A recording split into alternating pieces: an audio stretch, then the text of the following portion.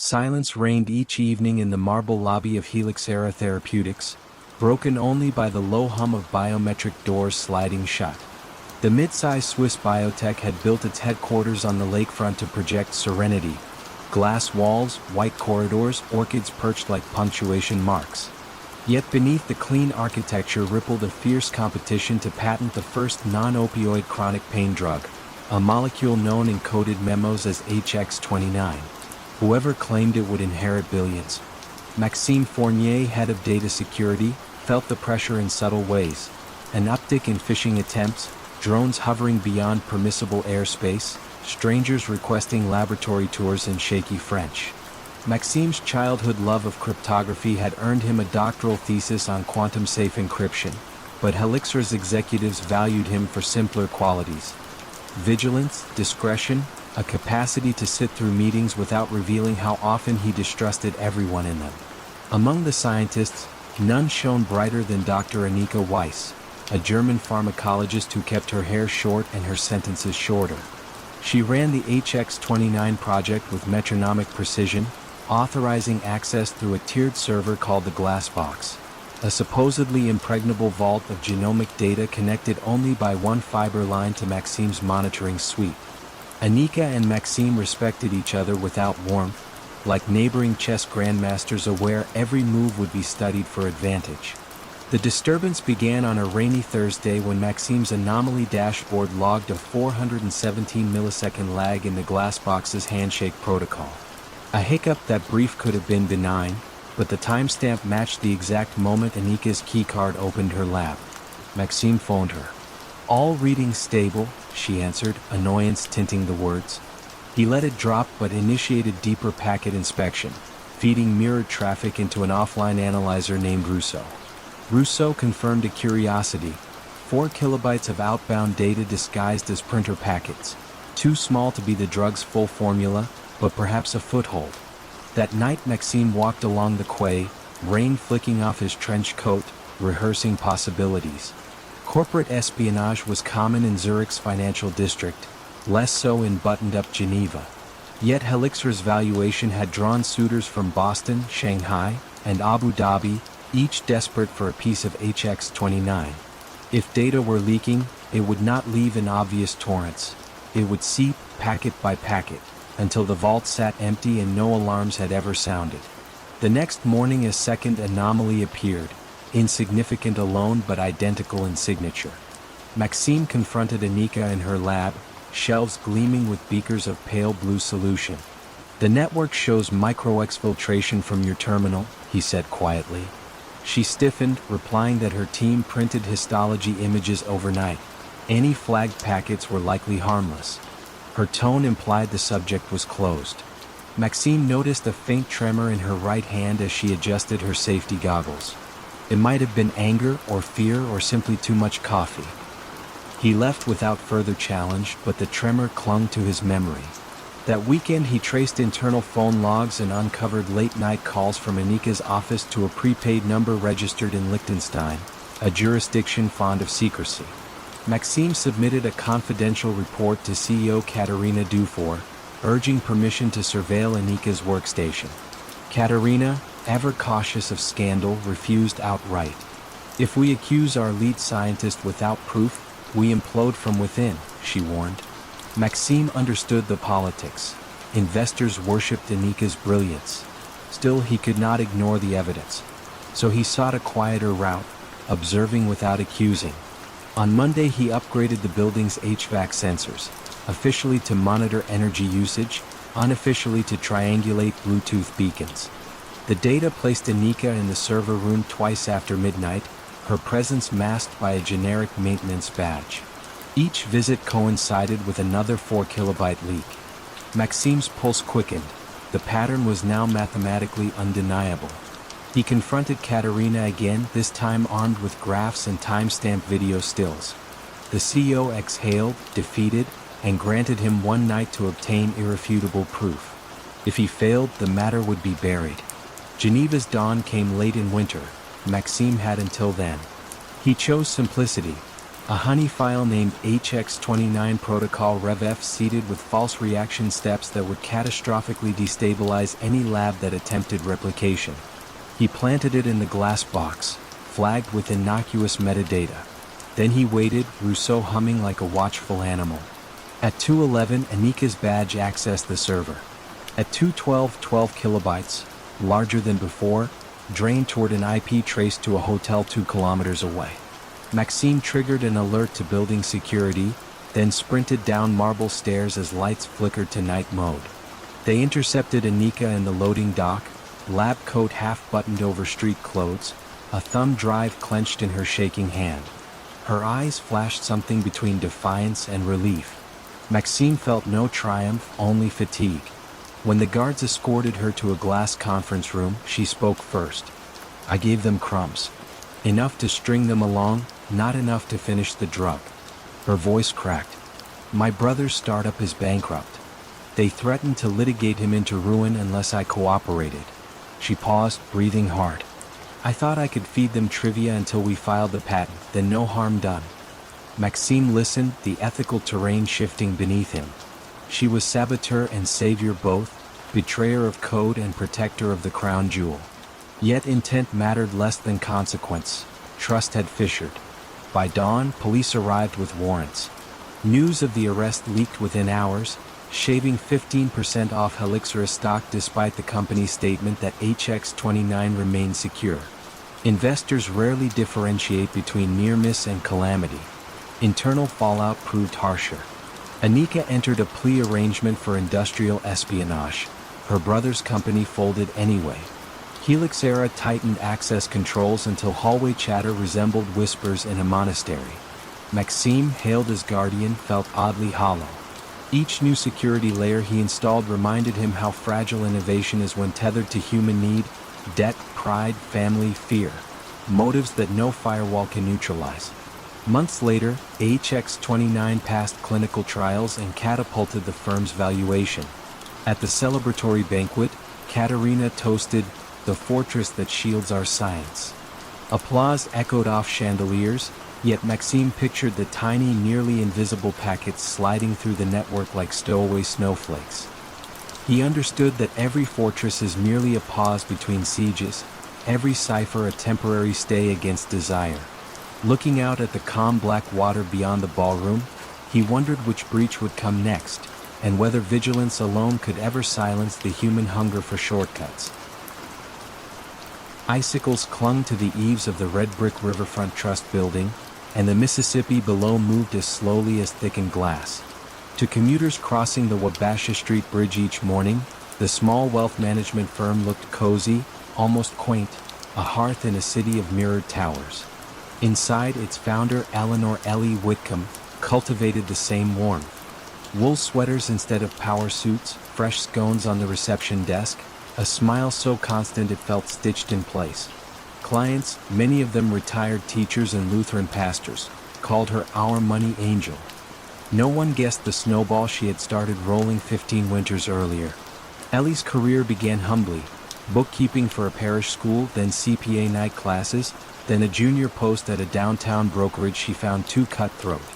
In 2005 she opened Riverfront Trust with a simple pitch, steady 6% returns through municipal bond ladders and low-fee annuities. She targeted neighbors who disliked Wall Street jargon. She translated balance sheets into bake sale arithmetic. Word of mouth spread through church basements and Rotary lunches until Riverfront's assets under management topped $200 million, modest by Manhattan standards but enormous in St. Paul's close-knit circles. The first crack appeared after the 2008 financial crisis. Clients panicked, withdrawing funds faster than the sleepy bond market could replenish yields. Ellie, terrified of admitting a bad quarter, dipped into new deposits to meet old promises. Just this once, she told herself, recording the transfer as short-term liquidity coverage. But clients still expected their tidy monthly checks, and fresh cash kept arriving because Ellie's reassurance sounded like scripture. By Christmas, the temporary patch had hardened into habit. The snowball rolled. Ellie hired 2 assistants, then a marketing director whose glossy brochures boasted an unbroken streak of positive returns, true only on paper. She hosted candlelit investor dinners at the St. Paul Hotel, quoting Marcus Aurelius on prudence while refilling wine glasses. Each new investor calmed the gnawing fear of exposure. Each monthly payment to earlier clients deepened the hole. She convinced herself she was buying time, that markets would rebound enough to heal the deficit and let everyone exit whole. Instead, zero interest rates flattened bond yields further, forcing riskier bets. Argentine sovereign notes, private real estate loans along Florida's sinkhole coast. Losses compounded. Bookkeeping grew baroque, with entire folders labeled Deferred Reconciliation, Do Not Consolidate. Across town, Marvin Klein, a recently retired math teacher, volunteered evenings with a Citizens Fraud Watch group. Marvin had invested his pension with Ellie and loved her cinnamon scones, yet curiosity tugged at him. Riverfront statements showed returns suspiciously smooth compared with the jagged line of his 403b. He fed numbers into his old graphing calculator, frowning when every model suggested volatility Ellie's reports lacked. He emailed her a polite query. Ellie replied with a 3-page explanation of laddered premium collars that dazzled without enlightening. Marvin filed the exchange away, uneasy. Meanwhile, Ellie's lie demanded growth. She partnered with a local megachurch, offering congregation-only funds promising faith-aligned income. Pledges poured in, swelling Riverfront past $350 million. To sustain payouts, Ellie created fictitious bond positions, assigning them CUSIP codes 1 digit off real securities, a cosmetic tweak buried in 8-point font. Auditors, hired only for annual compilations, relied on statements Riverfront itself generated. Snow muffled sound outside, numbers muffled truth within. The unraveling began not with regulators but with Minnesota's endless winter. A blizzard canceled Riverfront's February client brunch, postponing check distributions by a week. Marvin, disciplined as ever, noted the gap and contacted 2 fellow retirees. They compared deposit dates and found subtle delays recurring for months, each slightly longer. Marvin drafted a letter to the State Commerce Department, attaching spreadsheets annotated in red ink. Investigators opened a quiet inquiry, issuing subpoenas while Riverfront still smelled of fresh scones. Ellie sensed a chill deeper than February. One afternoon, she returned from lunch to find agents photographing file cabinets. They requested original trade confirmations. She produced PDFs. They asked for custodial bank statements. She claimed the passwords were misplaced. In her office, a framed print of Lake Superior seemed to tilt as if the horizon itself questioned her balance. That night she sat alone by the Mississippi, watching ice floes drift like silent jurors, and rehearsed explanations that sounded brittle even to her own ears. The Commerce Department's forensic accountant, Sofia Delgado, traced cash flows and found the classic Ponzi heartbeat. Outflows to early investors perfectly matched inflows from new ones with no independent revenue.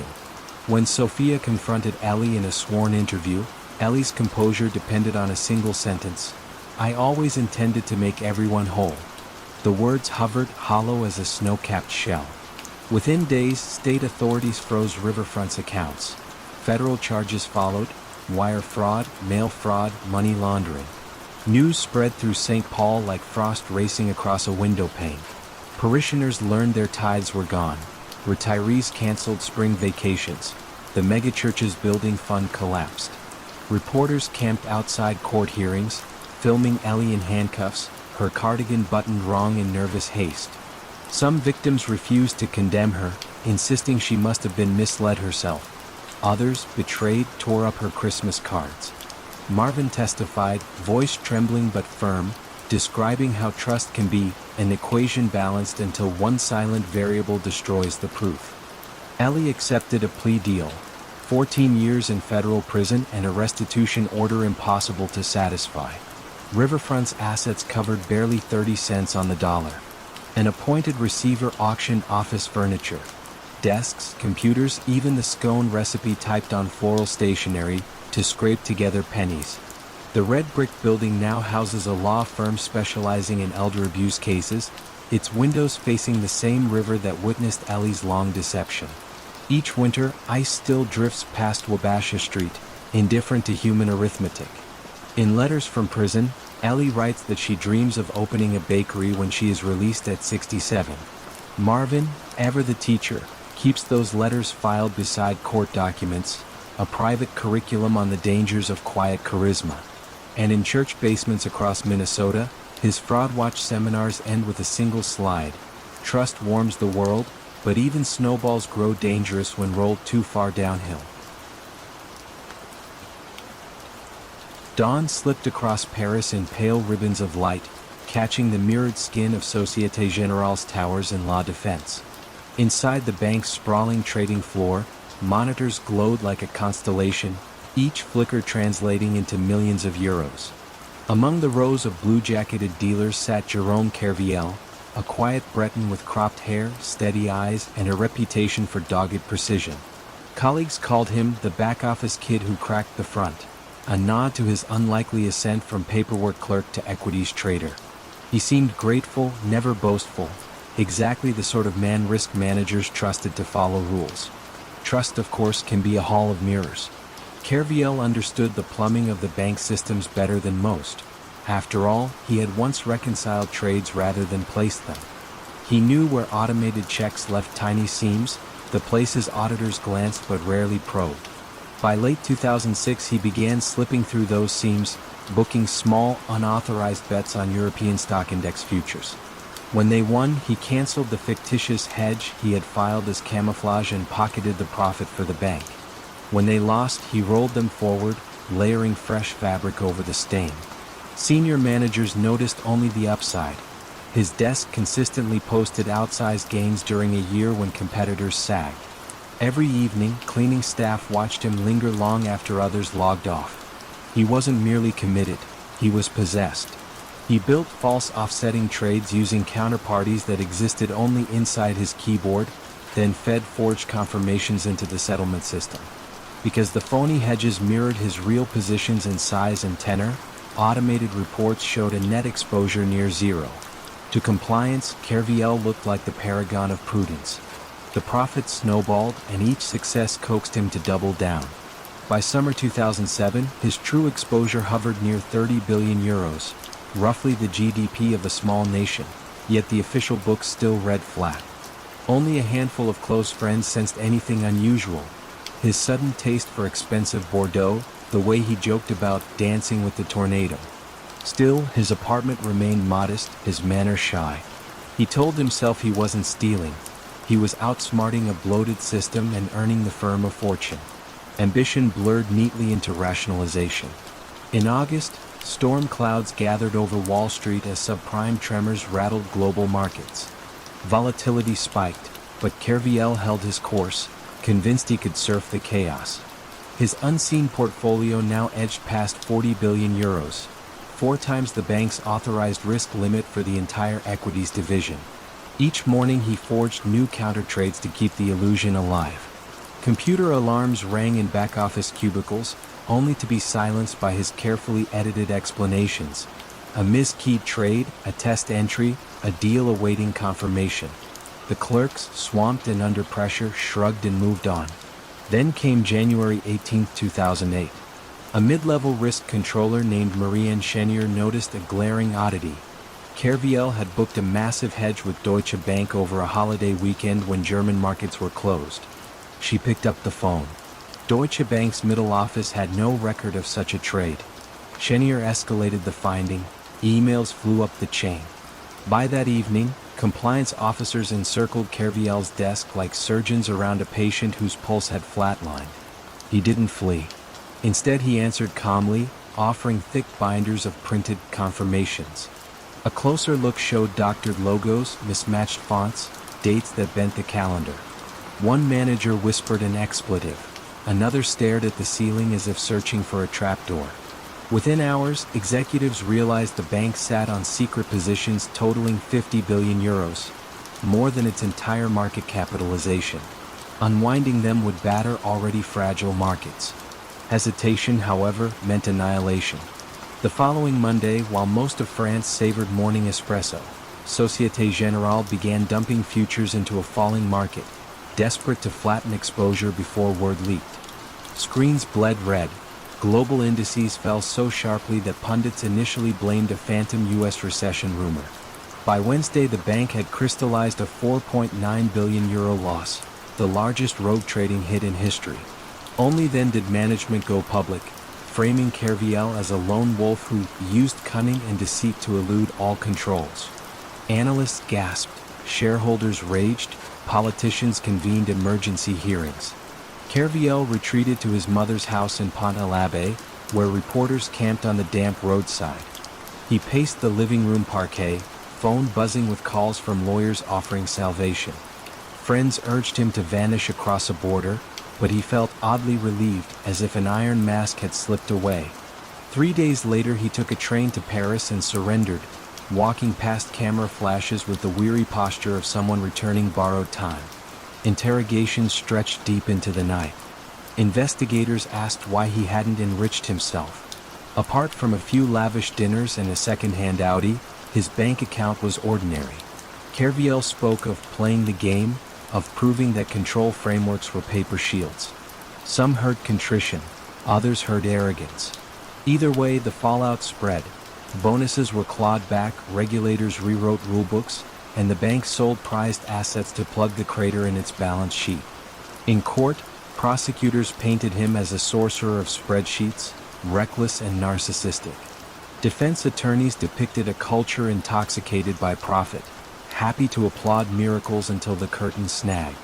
The tribunal finally handed down a 5-year sentence, with 3 years firm, plus an order to repay the full €4.9 billion, an impossible sum that hung over him like cosmic satire. He served 18 months, emerging to ankle bracelets, job training workshops, and the uneasy status of folk anti-hero. Years later, on quiet evenings, Kerviel sometimes walks along the Seine, watching commuter lights skim the water. The towers of La Défense still glimmer in the distance, their glass faces opaque with holding. He thinks of the moment a cursor blinked on his screen, inviting one more fabricated hedge, one more step across the line where audacity hardens into fraud. In that blink lived destiny, for himself, for the bank, for every risk officer now double-checking a trade that looks too perfect. The lesson remains suspended in the Parisian dusk. Controls are only as strong as the hunger they must restrain, and a single determined mind, fluent in the machinery of trust, can tilt the financial world until even skyscrapers seem to wobble. In Munich's early morning hush, the glass facade of Wirecard's headquarters shimmered with the promise of a new digital age. Employees called the modernist complex spaceship, as if it had broken off from Silicon Valley and landed gently on Bavarian soil. At the top floor, CEO Marcus Braun adjusted his charcoal suit, gazed across the Isar River, and rehearsed his favorite prophecy. Cash is dead, data is king. Investors adored the line almost as much as the company's meteoric share price, which had lifted Wirecard into Germany's blue-chip DAX index, an honor once reserved for century-old industrial giants. Braun's ascent traced an improbable arc born to Viennese schoolteachers. He studied coding between night shifts at an electronics store, then joined a tiny payments processor in 2002 when online shopping was still a curiosity. Within years he had rebranded it Wirecard, stitched together a global network of merchants, and courted analysts with hypnotic charts pointing ever upward. At conferences he spoke softly, with pauses that felt like invitations to imagine tomorrow's fortunes. He wore black turtlenecks, styled after a certain Californian legend, and assured everyone that Europe finally possessed its own tech messiah. Yet progress can mask complexity the way neon masks a cracked sidewalk.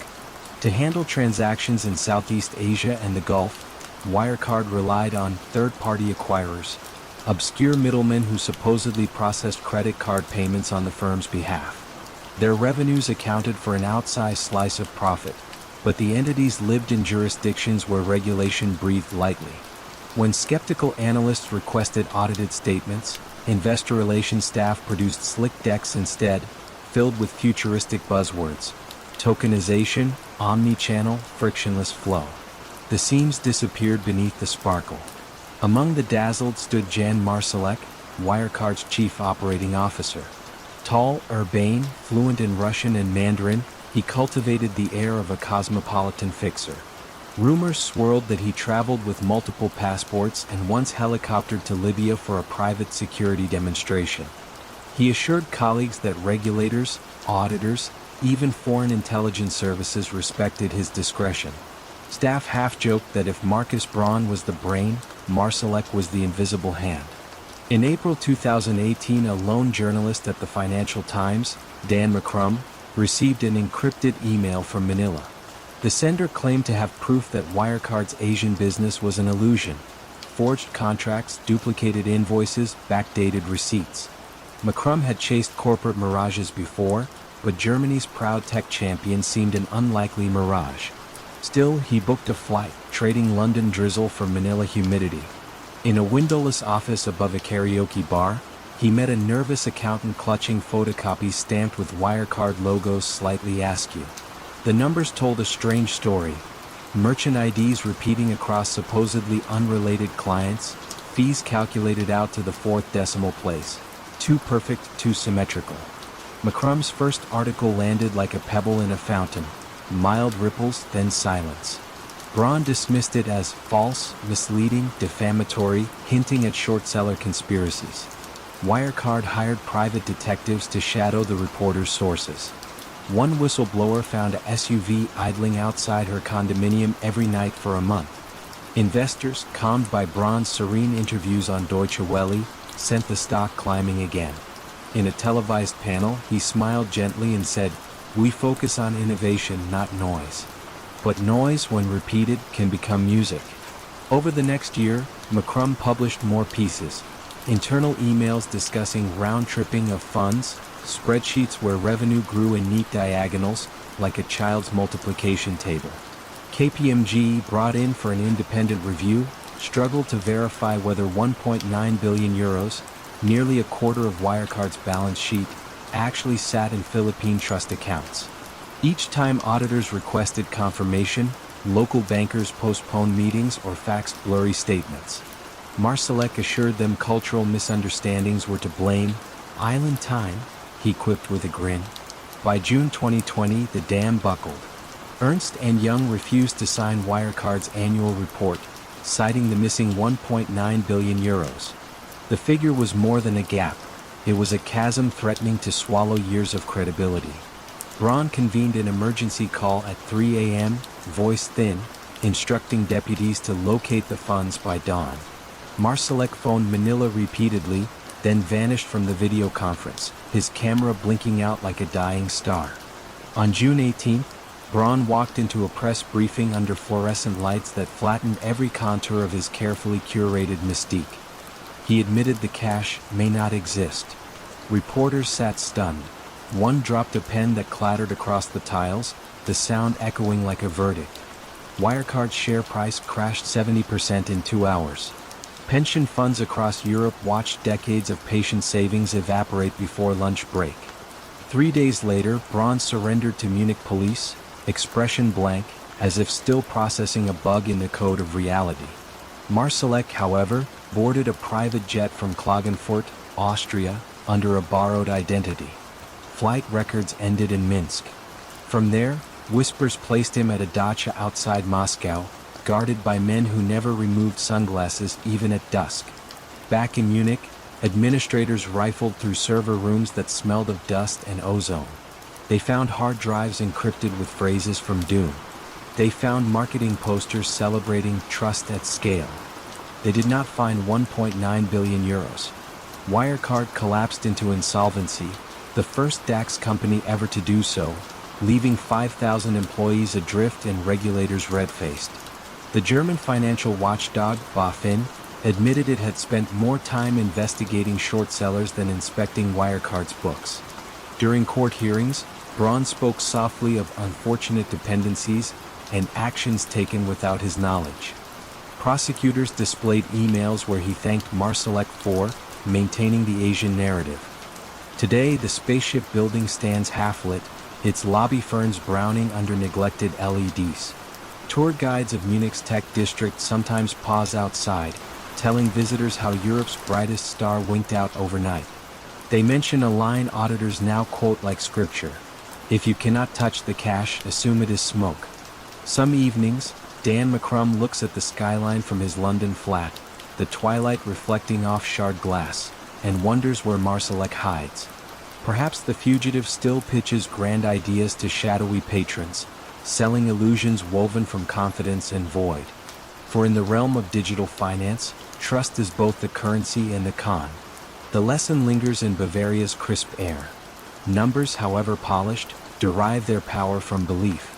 And when a handful of men learn to counterfeit belief itself, even the most advanced spaceship can drift, unmanned, into darkness.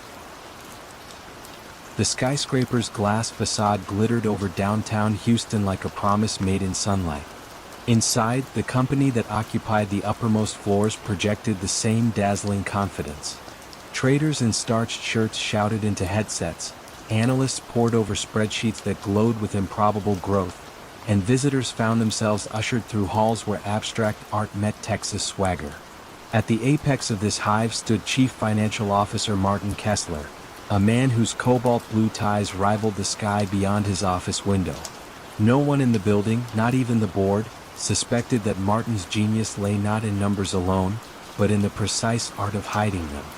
He began innocently enough.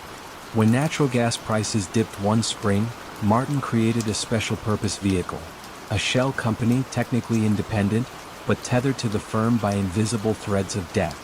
The maneuver shifted short-term losses off the books, inflating quarterly profits by just a few $1,000,000. Colleagues called it creative, auditors called it complex, and investors never thought to ask. The stock climbed. Martin's maneuver became a legend whispered approvingly in conference rooms. That single sleight of hand was like the first stone slid from an ancient foundation. Nothing collapsed, so he slid another and another, until narrow tunnels ran beneath the gleaming tower. The CEO, Robert Greaves, adored numbers that moved up and to the right. He adored Martin even more for producing them. Robert's faith was paternal and blind, rooted in the belief that brilliance excuses opacity. Martin's got it handled, he'd say, waving away any director uneasy about the firm's soaring leverage. In return, Martin protected Robert's dream of transforming an energy trader into a Wall Street juggernaut. If outsiders marveled at their debt-to-equity ratio, Martin invited them to study a chart whose lines resembled a mountain staircase ascending to heaven. The explanation was always the same: we've redefined risk. Employees bought in. Secretaries invested their retirement accounts in company stock.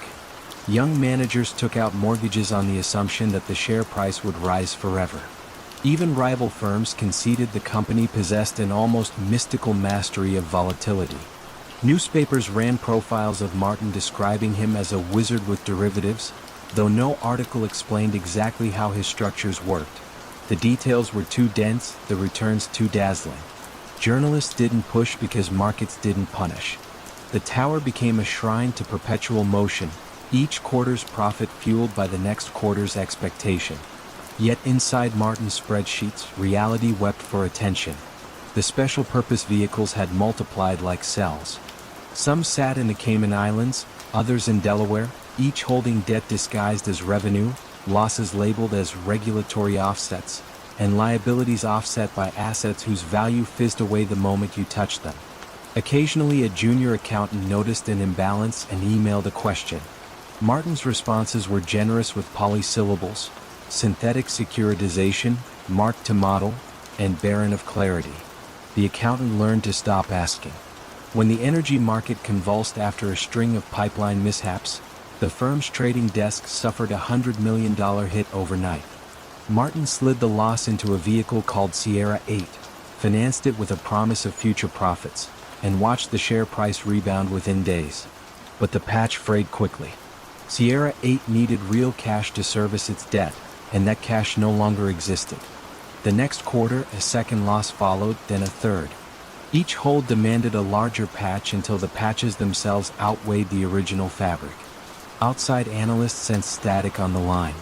One hedge fund manager, Elaine Porter, dissected the company's footnotes late into the night, highlighting the phrases related party transaction and unconsolidated entity.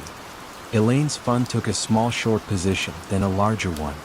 She spoke quietly on television. Something about their disclosures feels opaque. The interviewer smiled indulgently. The stock was still up 800% over 5 years, and viewers preferred faith to skepticism. But Martin felt the tremor.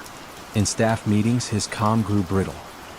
He raised his voice at a risk officer who questioned a numbers table, then apologized so quickly it made the apology seem rehearsed. The breaking point arrived with an autumn earnings call. For the first time, cash flow turned negative in spite of reported profits. An analyst pressed Robert on the discrepancy. Robert deferred to Martin, who spoke for 15 straight minutes, layering jargon like bricks. On the other end of the conference line, investors heard the faintest quiver in his voice, an almost imperceptible hesitation before the word liquidity. The stock slid 7% by market close. Within days, Elaine Porter's warnings appeared on the front page of the business section. Framed as a mystery, is Houston's brightest star burning out? Auditors descended with fresh skepticism. They asked for the master list of special-purpose vehicles. Martin supplied one, neatly typed, but incomplete by nearly half, and in turn hinted at others. The auditors followed the trail to locked cabinets where paper contracts lay hidden like forbidden scrolls. Emails surfaced in which Martin coached subordinates to retain flexibility in classifying debt. The drama moved swiftly after that. Rating agencies downgraded the firm's bonds. Credit lines froze. Employees who had tethered their futures to the share price watched, numb, as it dropped 40% in a single week. On a bleak November morning, Robert Greaves convened an emergency board meeting in the tower's glass-walled conference room. Martin arrived early, stared out at the bruised sky, and calculated the distance between his reputation and ruin. He could confess, perhaps salvage a shred of dignity, but confession meant prison, investors bankrupted, retirees destitute. Silence, on the other hand, had run out of hiding places. When the board demanded answers, Martin's composure finally fractured. Words tangled, figures contradicted. One director quietly dialed outside counsel. The collapse unfolded faster than the ascent. By December, the firm filed for bankruptcy, erasing tens of billions in market value and sending shockwaves through global markets. Federal agents walked Martin out of the tower in handcuffs, his cobalt tie hanging loose like an undone promise. Former employees gathered on sidewalks, some shouting, some weeping, all staring up at the darkened windows that once mirrored their dreams. In the years that followed, textbooks would analyze the accounting gymnastics, regulators would tighten rules, and Hollywood would script a blockbuster. But the heart of the catastrophe was painfully simple. A brilliant man convinced himself that deception, well packaged, becomes truth. Trust, he learned too late, is a tower built not of glass or numbers but of time and honesty. Remove enough stones and even the brightest facade collapses into dust. London's glass canyons gleamed silver in the fragile dawn when Colin Mercer tapped his badge against the lobby reader of Iberian Continental Bank's trading tower. At 32, he ran the short-term interest rate desk, a vantage point from which he could watch money in its purest, vaporous form. Numbers sliding across screens, shaping futures no factory could match. Colleagues nicknamed him Clockwork because his trades landed with metronomic profit, week after week, regardless of storms in the wider market. They assumed genius. Colin preferred they never asked what wound the gears. The heartbeat of his strategy was Libor, the benchmark that told the planet how much a dollar or euro should cost by breakfast tomorrow. Each morning at 11 o'clock, 20-odd banks whispered their borrowing estimates to a small bureau. The bureau lopped off the highs and lows, averaged the rest, and published a single sacred rate. Billions in derivatives pivoted on that tiny figure, derivatives Colin controlled. His method wasn't complicated. Persuade enough submitters to nudge their numbers by a hair, pocket the drift. A fraction of a basis point could fatten his book by £300,000. He did not bribe or threaten. He relied on camaraderie, that old city code of favors returned over pints in Leadenhall pubs. A message might read, "Little high on 3-month today, mate, fancy a shave?" The contact would reply with a winking emoji and the deed was done. To Colin it felt victimless, almost playful, like tilting a pinball machine. Across the river, in a rented Southwark flat, risk analyst Priya Deshmukh sat cross-legged on the floor, laptop balanced on a stack of economics journals. She had been hired by the Financial Conduct Authority to comb historical LIBOR data for patterns that plain sight missed. What she found troubled her. On days Iberian Continental reported an outlier submission, corresponding futures volumes at the exchange spiked in the bank's favor. The correlation was modest but persistent, a tap dripping in the night. Priya asked her supervisor whether traders could influence submissions. He shrugged. They're firewalled from the treasury desks. She knew walls built of policy often crumbled against whispers built of ambition. She kept digging, scripting queries that painted time-lapse heat maps of rate movements. A single ID tag appeared frequently in chat logs the FCA had subpoenaed from other banks. See Mercer. Meanwhile, Colin's appetite grew. He began orchestrating multi-day maneuvers, easing the Monday rate, tightening Wednesday, capturing the whiplash. His chats turned bolder, sprinkled with jokes about rigging Big Ben and printing T-money. One afternoon he suggested, half serious, that submitters synchronize adjustments to spell his initials in the decimal places. They laughed. No one threatened to report. The fraternity of markets prized winners and forgave swagger. Summer 2011 arrived with rare heat, and rumors of reform floated like warm air through Canary Wharf. Newspapers speculated the benchmark might be overhauled. Politicians muttered about opacity. Colin watched the headlines with detached amusement. Reform, he believed, moved slower than profit. Then, on an otherwise forgettable Tuesday, compliance officers swept the trading floor, collecting phones and escorting several staff into side rooms. A Reuters article had broken. Regulators probe rate rigging at major banks. Colin's pulse quickened but steadied again when no one called his name. By evening he felt almost giddy, certain the net was too large to notice one fish. Priya, meanwhile, delivered her findings to senior FCA lawyers. Her presentation was quiet, the room dimmed for slides. Scatter plots blooming red where Iberian Continental's trades aligned with skewed submissions. Afterward a veteran attorney rubbed his chin. "How certain are you?" She met his eyes. "Certain enough to knock on a door tomorrow." That door belonged to Colin. Dawn cast long stripes across his minimal West End apartment when the buzz of the intercom shattered his dreams. Two officers from the Serious Fraud Office presented a warrant. Colin's smile, usually quick, faltered as they sifted through drawers, seizing USB sticks and a leather notebook filled with hand-drawn payoff diagrams. One agent read aloud a chat. "Need 3M lib low 2 ticks please. Promise champagne." The words, once harmless banter, now sounded like nails against glass. At headquarters, interviews unfolded in soft tones that belied their gravity. Colin admitted suggesting rates but denied coercion.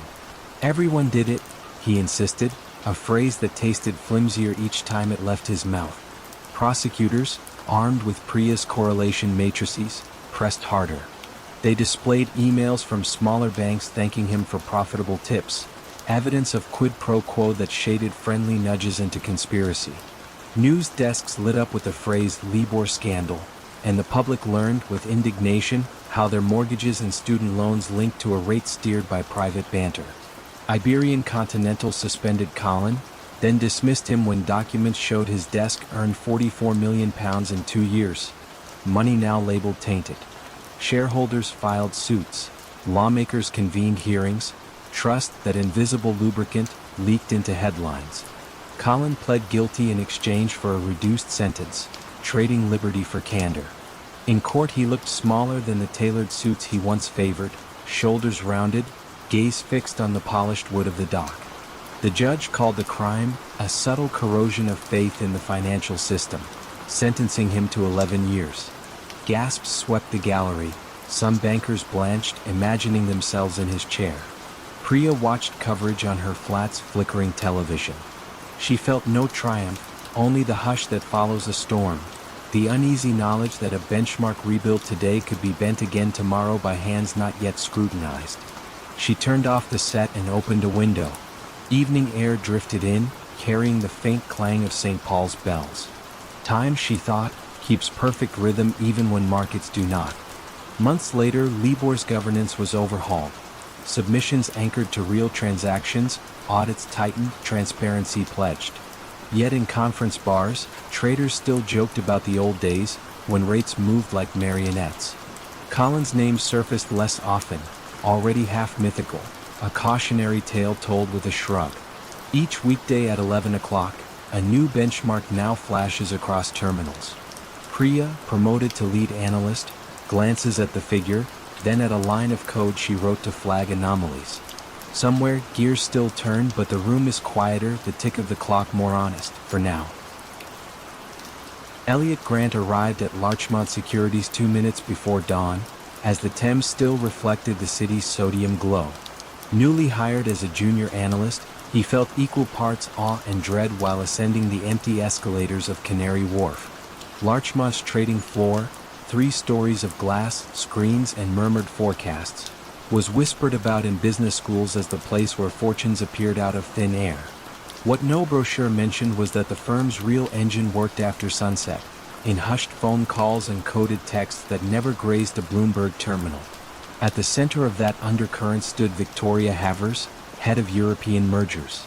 She was in her mid-40s, with the posture of a dressage rider and a smile that rarely reached her eyes. Colleagues called her the Oracle, half in reverence, half in fear, because Victoria anticipated corporate takeovers with uncanny precision. When she recommended a client buy shares of a sleepy Dutch chemical maker, the company received a $6 billion acquisition offer a week later. When she hinted that a Spanish telecom giant looked overvalued, its shares plunged on rumors of accounting trouble none had yet reported. Elliot, assigned to Victoria's team, watched her work with almost childlike wonder. Late evenings he delivered printouts to her corner office, where she sat alone, humming faintly, eyes fixed on nothing visible. One night he risked a question: "How do you forecast events nobody else sees?" She lifted her gaze, amused. "There's always a whisper before the storm," she replied, "if you know which corridors carry sound." Elliot soon noticed irregularities. Victoria's instructions were oddly timed, by just before a regulatory filing, sell minutes before negative news. She used disposable prepaid phones, discarding one every fortnight. She never left a digital trail, instead giving orders aloud or on handwritten notes that she asked assistants to shred. At times, she invited Elliot to local wine bars where she spoke in parables. "People think markets are math," she'd say, twirling a Merlot. "But markets are gossip that learn to count." Into this atmosphere stepped Miles Calder, a mid-level investigator from the UK's Financial Conduct Authority, grey-haired, mild-mannered, almost forgettable. He arranged a polite sit-down at Larchmont to discuss general compliance. Victoria greeted him warmly, offering espresso, answering questions with flawless poise. Miles departed with courteous handshakes, yet Elliot glimpsed the faintest flicker in Victoria's eyes as the elevator doors closed, an acknowledgement that the cat and mouse had sniffed each other. Weeks later, Larchmont's proprietary desk made a fortune shorting a French logistics firm hours before it announced lost government contracts. The FCA opened a formal inquiry. Victoria assured her staff it was routine. Elliot wanted to believe her. Debt from student loans pressed him like a hand on his back. Still, he began saving exported chat logs and order confirmations to a personal folder, labeling it innocuously as lunch spots. One December afternoon, a courier delivered a small parcel to Victoria. Inside lay a silver USB stick and a note: "Tomorrow 9:17 board decision." Victoria studied the message, then summoned Elliot. "I want a sensitivity model on Bjorn Pharma," she said, tone light. "Use aggressive revenue growth." Elliot knew Bjorn was rumored to be an acquisition target. He felt a pulse in his ears. That night he could not sleep. Canary Wharf's towers blinked red against low clouds, matching the crimson digits of his bedside clock. At 2 a.m. he rose, opened his laptop, and reviewed insider trading statutes. The language was precise, unemotional. His heartbeat was not. He remembered his father installing windows on construction sites in the Midlands, coming home exhausted yet honest. Elliot closed the laptop and stared into darkness until dawn. The trading floor buzzed at 9 o'clock. Victoria stood behind Elliot's chair, voice gentle. Place the order at 9:15 sharp. He entered the ticker, hovering over the keyboard. 9:14, 9:15, 9:16, his finger trembled. At 9:17 the share price leapt. Someone else had pulled the trigger. Victoria's calm expression flickered just once before she walked away without comment. That evening, Miles Calder reappeared, unannounced, flanked by two colleagues. Compliance officers escorted them to an interview room. Whispers rippled across desks. Victoria was led in first. Elliot waited on a bench, palms sweating. Through frosted glass he saw silhouettes. Miles leaning forward, Victoria's poised shoulders. An hour passed. When she emerged, her jacket was immaculate, but her eyes looked hollow, like rooms after furniture is removed.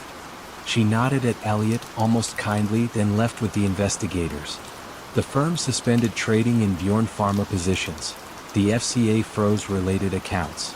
Rumors spread that Victoria's source was an IT contractor at a London law firm, smuggling merger documents for cash and a promise of escape from debt. The silver USB was his dead drop signature. Under questioning, Victoria allegedly claimed she'd acted out of professional imperative, the need to deliver results in a culture that worshipped prescience. Days later, Elliot found an envelope on his keyboard. Inside, a handwritten note for the corridors and a modest pair of noise-canceling earbuds. No signature, but the handwriting was Victoria's. He realized it was half a joke, half a benediction. Shield your ears from whispers or be claimed by them. Victoria pleaded guilty to a single count of insider trading. She received a 4-year sentence, light by headline standards but heavy for a woman who once dictated markets with a phone call. The IT contractor received 18 months and deportation. Larchmont paid £140 million in fines and settled a civil suit with aggrieved shareholders. Analysts on television shook their heads, feigning surprise, while secretly recalculating models to account for the cost of integrity. On a chilly March morning, Elliot walked along the riverbank, Canary Wharf's towers mirrored in still water. He no longer worked at Larchmont. He had taken a compliance role at a pension fund, far from the hum of trading floors. Occasionally, he reached into his coat pocket and touched the earbuds. He had never used them. Instead, he kept them as a talisman, a reminder that silence is not absence. It is the space where choices echo longest. He paused beside the water, listening. The city hummed.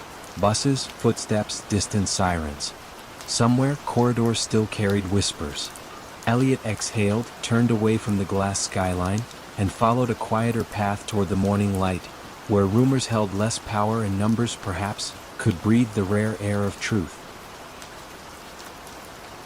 The towers of La Défense rose like glass wards against the Parisian sky. Shortly after dawn on a Friday in mid-January 2008, a junior trader named Jérôme Kerviel scanned the equity derivative screens on Société Générale's Delta One desk. His badge still read, Assistant Trader, yet the numbers under his cursor, billions in notional futures and swaps, would have impressed a prime minister.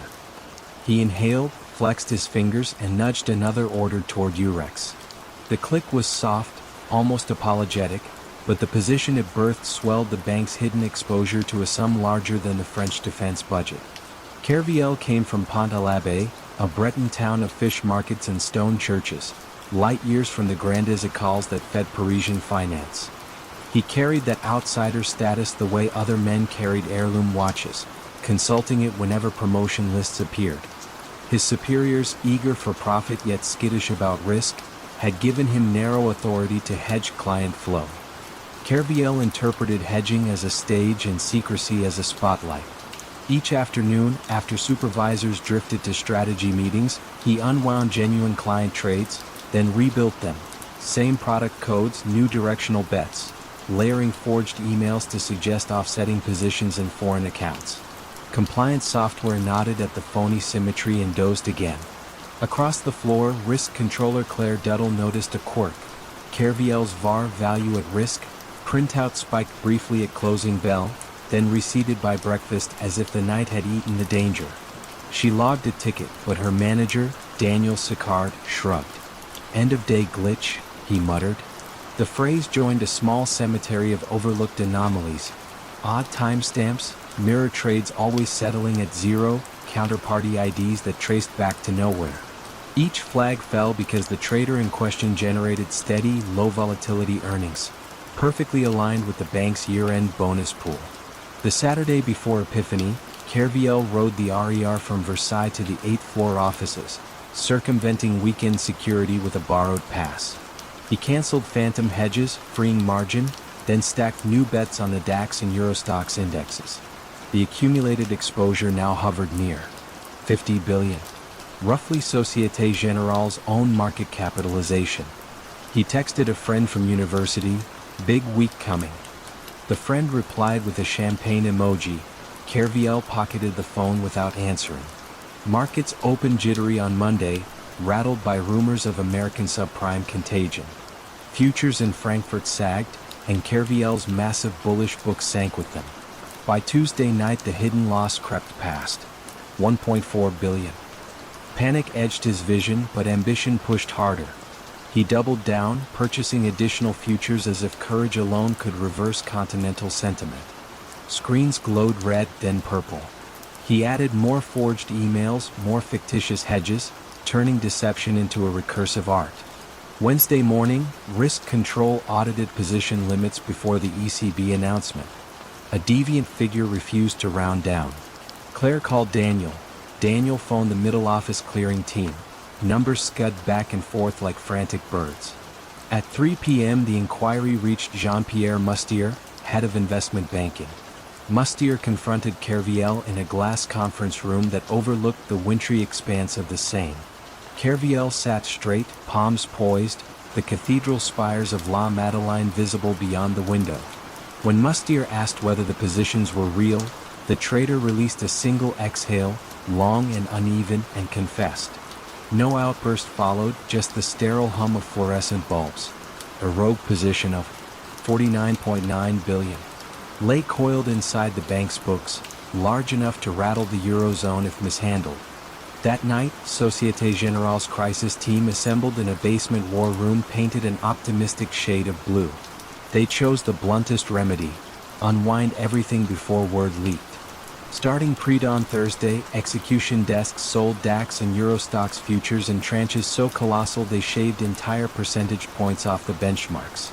European traders noticed the avalanche but misread its origin. Some blamed U.S. recession fears, others an unwritten ECB memo. By close of trade Friday the unwinding was done, and Société Générale stared at a 4.9 billion. Wound, the largest trading loss any single person had ever inflicted on a bank. The news embargo snapped the following week. Headlines bloomed: Elite Trader FOU, the $7 billion blunder, France's Barings moment. Parliamentarians demanded hearings. The finance ministry mulled nationalization whispers. In Pont-l'Abbé, Kerviel's mother stopped answering her telephone, weary of reporters camped beside the bakery. Among La Défense cafés, conspiracy theories steamed. Was Kerviel scapegoat for deeper subprime damage? Had management secretly ordered the trades and feigned shock? Suspicion clung to raincoats and elevator small talk. Brought in for questioning, Kerviel arrived wearing a charcoal suit that fit like pennants. He admitted falsifying emails and counterparties but insisted the bank implicitly encouraged risk. Prosecutors alleged he sought only bonuses and prestige. Somewhere between those poles lay a grayer motive. A young man determined to prove he could outtrade graduates of HEC and Polytechnique, to flip the class hierarchy that had once seemed permanent. Money mattered, but validation mattered more. The trial in 2010 felt half courtroom, half theater. Expert witnesses diagrammed margin calls on whiteboards. Judges leaned forward, puzzled yet fascinated. Kerviel listened, face calm, hands clasped, as if the narrative unspooling concerned a distant cousin. When sentenced to 5 years he nodded once. Outside, rain traced silver diagonal lines across camera lenses. Reporters shouted questions about remorse. Kerviel offered a small Gallic shrug, a gesture at once humble and defiant. Société Générale survived, buttressed by emergency capital and the convenient timing of an ECB liquidity wave. The bank recast itself as a champion of enhanced controls, installing biometric logins and behavioral algorithms that flag traders who type too fast or too erratically after 6 p.m. Weekly risk huddles now invoked Kerviel's name the way sailors once mentioned shipwrecks. Softly for caution, not curiosity. Years later, pedestrians crossing the Pont de Berhakim might spot a lean figure strolling against the wind, shoulders squared, gaze drifting toward the water. Recognition seldom sparks. The city forgives through forgetfulness. Yet deep inside trading floors from London to Milan, a trace of his shadow lingers, a reminder that the boundary between hedge and bet, vigilance and vanity, can dissolve with a single unauthorized click. And somewhere in Brittany, when dusk settles over the slate roofs, villagers still recount the tale of the local boy who moved markets and nearly toppled a titan. Proof that ambition, when stirred with resentment and cloaked in forged confidence, can rewrite the ledger of an entire continent before the morning bell even rings. The autumn mist over Wolfsburg tasted faintly of diesel on the morning Martin Kruger received his promotion. From a modest cubicle engineer, he was now head of compliance testing at Volkskraft's powertrain division, an unglamorous title that carried surprising sway. He accepted the new badge with a hesitant smile, wondering why an awkward software specialist deserved such rapid ascent. The answer arrived later that day, in a windowless conference room that smelled of coffee and nervous ambition. 3 men were waiting: Dr. Ulrich Behrens from Engine Development, Tobias Lorenz from Regulatory Affairs, and seated at the far end the ever-composed board member, Frau Ingrid Vogel. An open laptop projected a single slide: U.S. emission targets, Phase 3. Below the title glowed numbers that seemed almost fanciful. Martin knew the science. A diesel, even with cutting-edge aftertreatment, could not hit those limits without choking its own heart. Frau Vogel's voice was calm, almost maternal. "Our new American model launches next spring," she said. "Marketing has promised a clean diesel miracle. We cannot fail." Tobias slid a slim folder toward Martin. Inside lay code snippets, annotations in shorthand, and one directive underlined in red: Sonderfunction. Special function. Martin realized he was staring at instructions for a defeat device.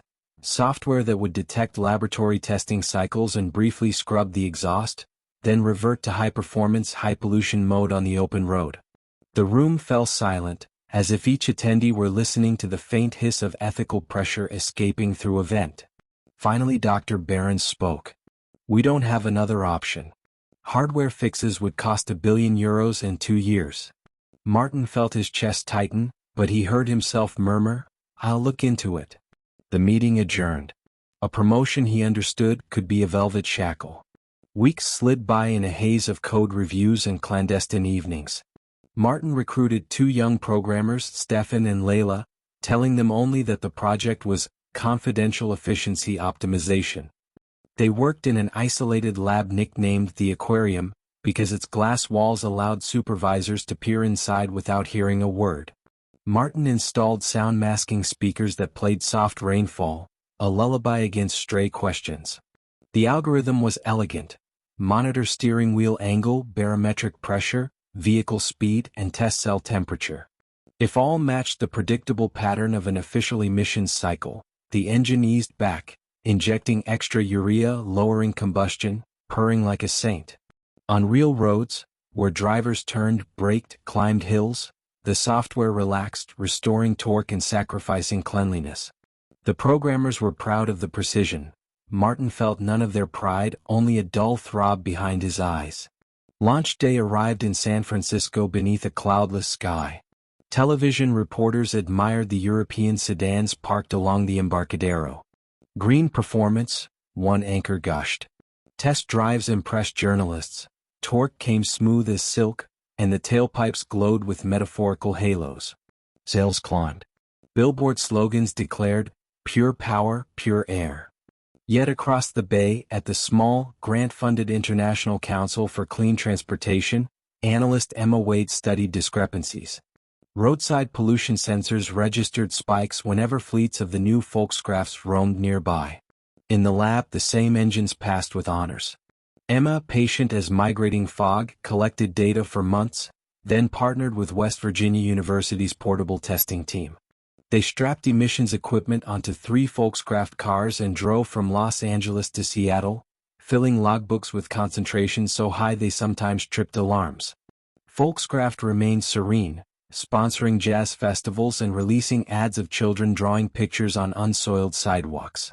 Inside headquarters, Frau Vogel accepted awards for sustainability, her speeches rich with words like integrity and heritage. Martin watched these broadcasts alone in his apartment, volume muted, feeling as though his own lungs were the filters clogging with soot. In early September, Emma's group sent a courteous, technically dense letter to the U.S. Environmental Protection Agency. The EPA forwarded it to Volkskraft, requesting clarification. The memo landed on Tobias's desk. He called an emergency meeting. Martin, Dr. Behrens, and corporate attorneys filled the same windowless room as before. This time, nobody served coffee. The lawyers suggested a quiet software recall, phrased as an enhancement.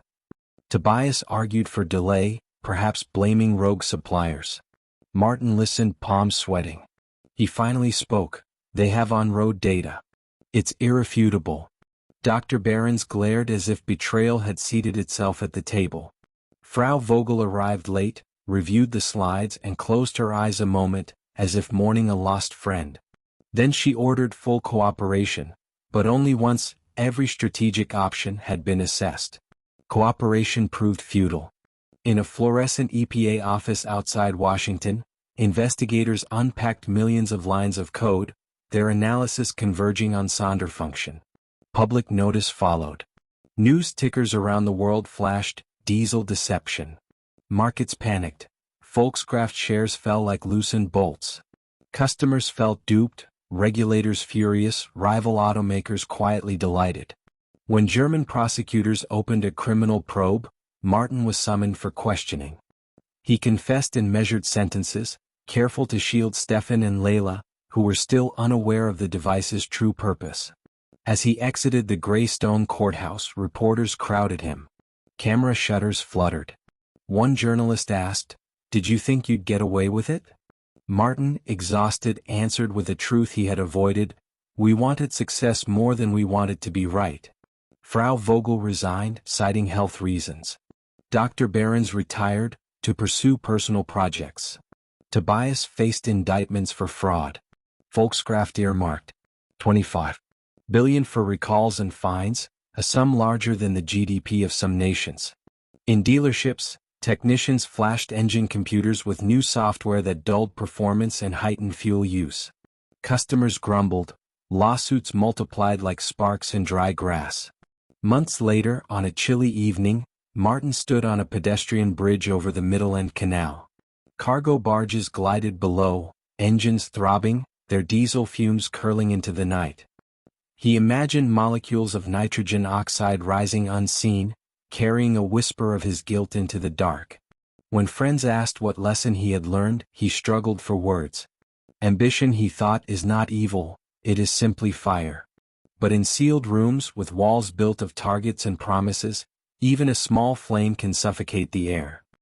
He watched his breath mingle with the autumn haze, then turned toward the city's distant lights, aware that trust, once burned, leaves a scent that lingers longer than smoke, clinging to clothes, to memory, and most of all to silence. The offices of Harcourt and Pell sat on the 9th floor of a gray limestone building just off Threadneedle Street, where the air carried the faint tang of espresso and ambition. Each morning the trading floor stirred like an orchestra tuning its instruments.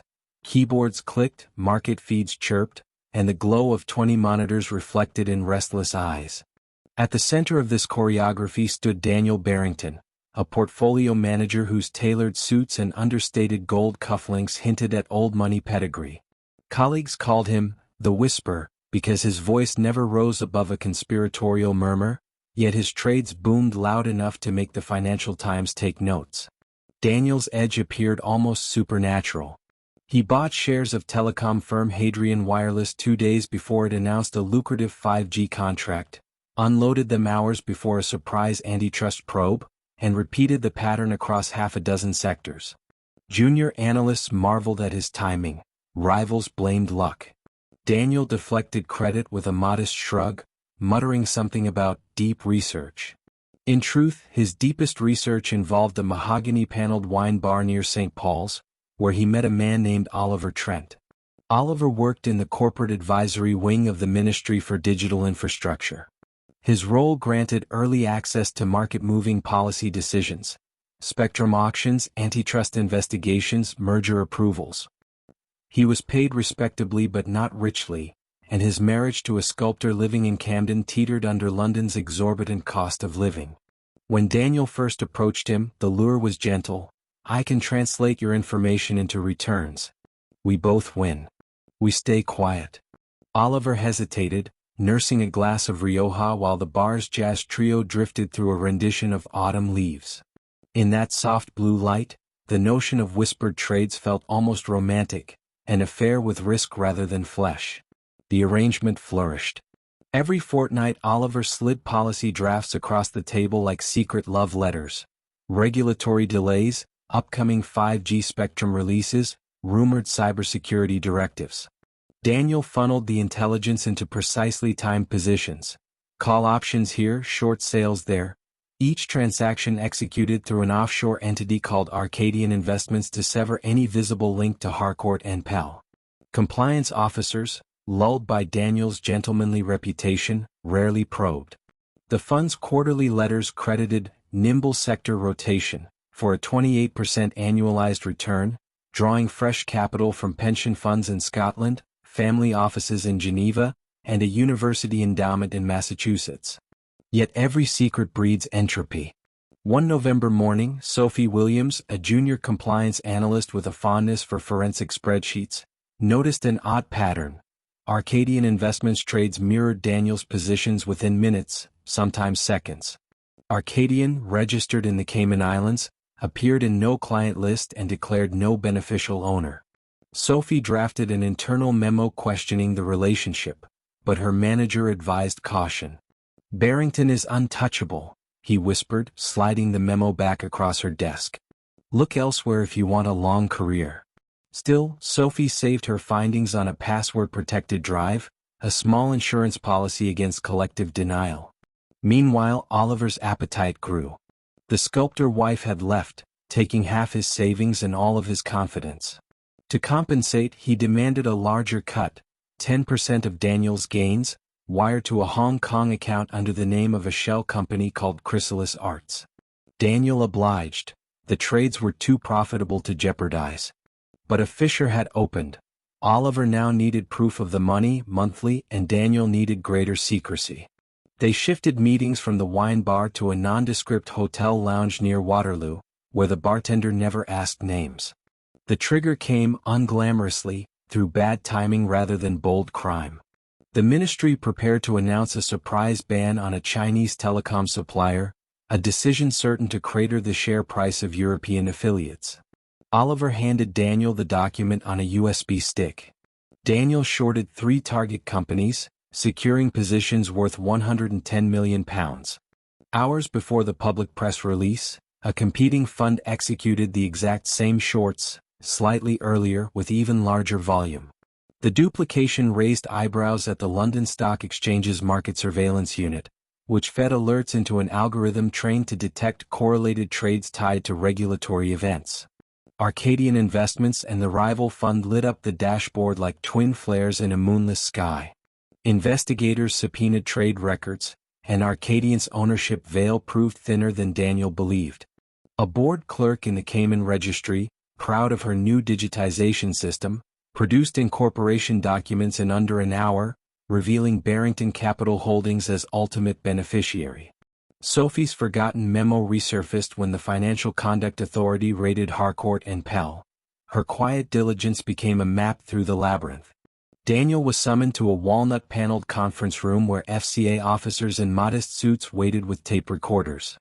His legendary composure faltered only once, when they showed him a photograph of Oliver leaving the Waterloo lounge with a brown envelope. "We will speak to Mr. Trent next," the lead officer said gently, "but we'd rather start with your narrative." Daniel's cufflinks, tiny lions rampant, seemed suddenly heavy on his wrists. Oliver was arrested at Heathrow the following dawn, ticket to Singapore in hand. In custody, deprived of the wine bar's dim lights and Daniel's soothing confidence, he recited a chronology that matched Sophie's memo almost line for line.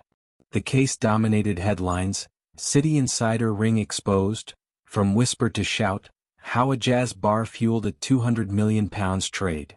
Clients fled Harcourt and Pell within weeks, forcing an emergency liquidation that wiped out years of gains, and several pension funds' future obligations. Partners who had praised Daniel's instincts queued outside lawyers' offices, hoping to distance themselves before bonus clawback clauses triggered. Daniel pleaded guilty to insider trading and conspiracy, receiving a 7-year sentence at Belmarsh, where cufflinks are metal detected away and whispers echo in concrete corridors. Oliver, granted a lighter term for cooperation, found his sculptor ex-wife waiting outside the courtroom, not with forgiveness, but to serve divorce papers formalizing a fracture that greed had widened. In the aftermath, regulators tightened protocols around policy leaks, installing biometric locks on draft rooms and rotating advisory staff like pieces on a chessboard. Still, in the city's coffee queues, traders spoke Daniel's name with a curious reverence. His story was cautionary but compelling, proof that markets move not only on data but on desire for advantage, for validation, for the thrilling hush of a secret shared over Rioja. And so the London whisper lingers, a reminder that in the world's financial capitals, silence can be louder than any shout. Under the bright palms of University Avenue, Perimeter Diagnostics gleamed like the future. Its lobby featured a waterfall that trickled over frosted glass, and receptionists in charcoal gray jackets offered kombucha instead of coffee. The startup promised to revolutionize medicine with a single drop of blood run through a machine called the Helios Prism, a toaster-sized box that, according to marketing decks, could screen for 200 conditions in 10 minutes. Journalists compared it to an iPhone for health. Investors whispered of trillion-dollar horizons. Presiding over the vision was CEO Sloan Merritt, 32, with impeccably pressed shirts and a voice tuned to TED Talk cadence. Sloane's origin myth was irresistible. She had dropped out of MIT after a childhood friend died waiting for lab results, then labored in a rented garage until the Prism's first prototype whirred to life. The tale skipped one detail: the prototype never truly worked. Internally, engineers joked that the Prism had 2 modes, demo and disaster, but their laughter carried a tremor of dread. Early in the company's ascent, Chief Scientist Dr. Rajiv Patel delivered an unvarnished memo. The optical sensor misread hemoglobin interference, producing false positives for certain cancers. Sloan called an emergency meeting in a glass-walled huddle room. "Fix the optics, not the narrative," she said, fingers steepled. "Capital dries up if we blink." Rajiv argued for pausing clinical pilots. Sloan countered with a more immediate risk: Series C funding scheduled in 6 weeks. The memo disappeared into a confidential folder labeled Moonshot. Rajiv, newly granted stock options, convinced himself a solution lay just beyond the next firmware patch. Money arrived in torrents: $200 million from a Boston mutual fund, $80 million from a Danish pension plan, and, most significant, an exclusive contract with a national pharmacy chain to install Prisms in 900 storefront clinics. Sloan toured the construction sites, hard hat over designer heels, repeating the mantra, diagnostics at the speed of life. Technicians performed beta tests only after hours, swapping faulty cartridges until the device blinked the right result for VIP visitors. What the board saw was proof, what the lab recorded was theater. The first public fissure came from Eleanor Lin, a newly hired quality assurance analyst fresh from the FDA. Reviewing validation reports, she noticed identical noise patterns across supposedly independent test runs, a statistical impossibility pointing to recycled data. When she raised the issue with compliance, the general counsel advised tact. "Our IP is borderline classified," he warned. "Do not email concerns." Eleanor, shy but meticulous, documented her findings in a handwritten notebook instead, each page dated and initialed. Meanwhile, Sloan prepared for the grand launch, a live demo streamed from a downtown San Francisco flagship pharmacy. Cameras would capture a volunteer's finger prick, the Prism's soft hum, and a triumphant printout of results. In rehearsals, error codes flared red, sending engineers scrambling for duct tape fixes. 2 nights before the broadcast, Rajiv confronted Sloan beside the lobby waterfall.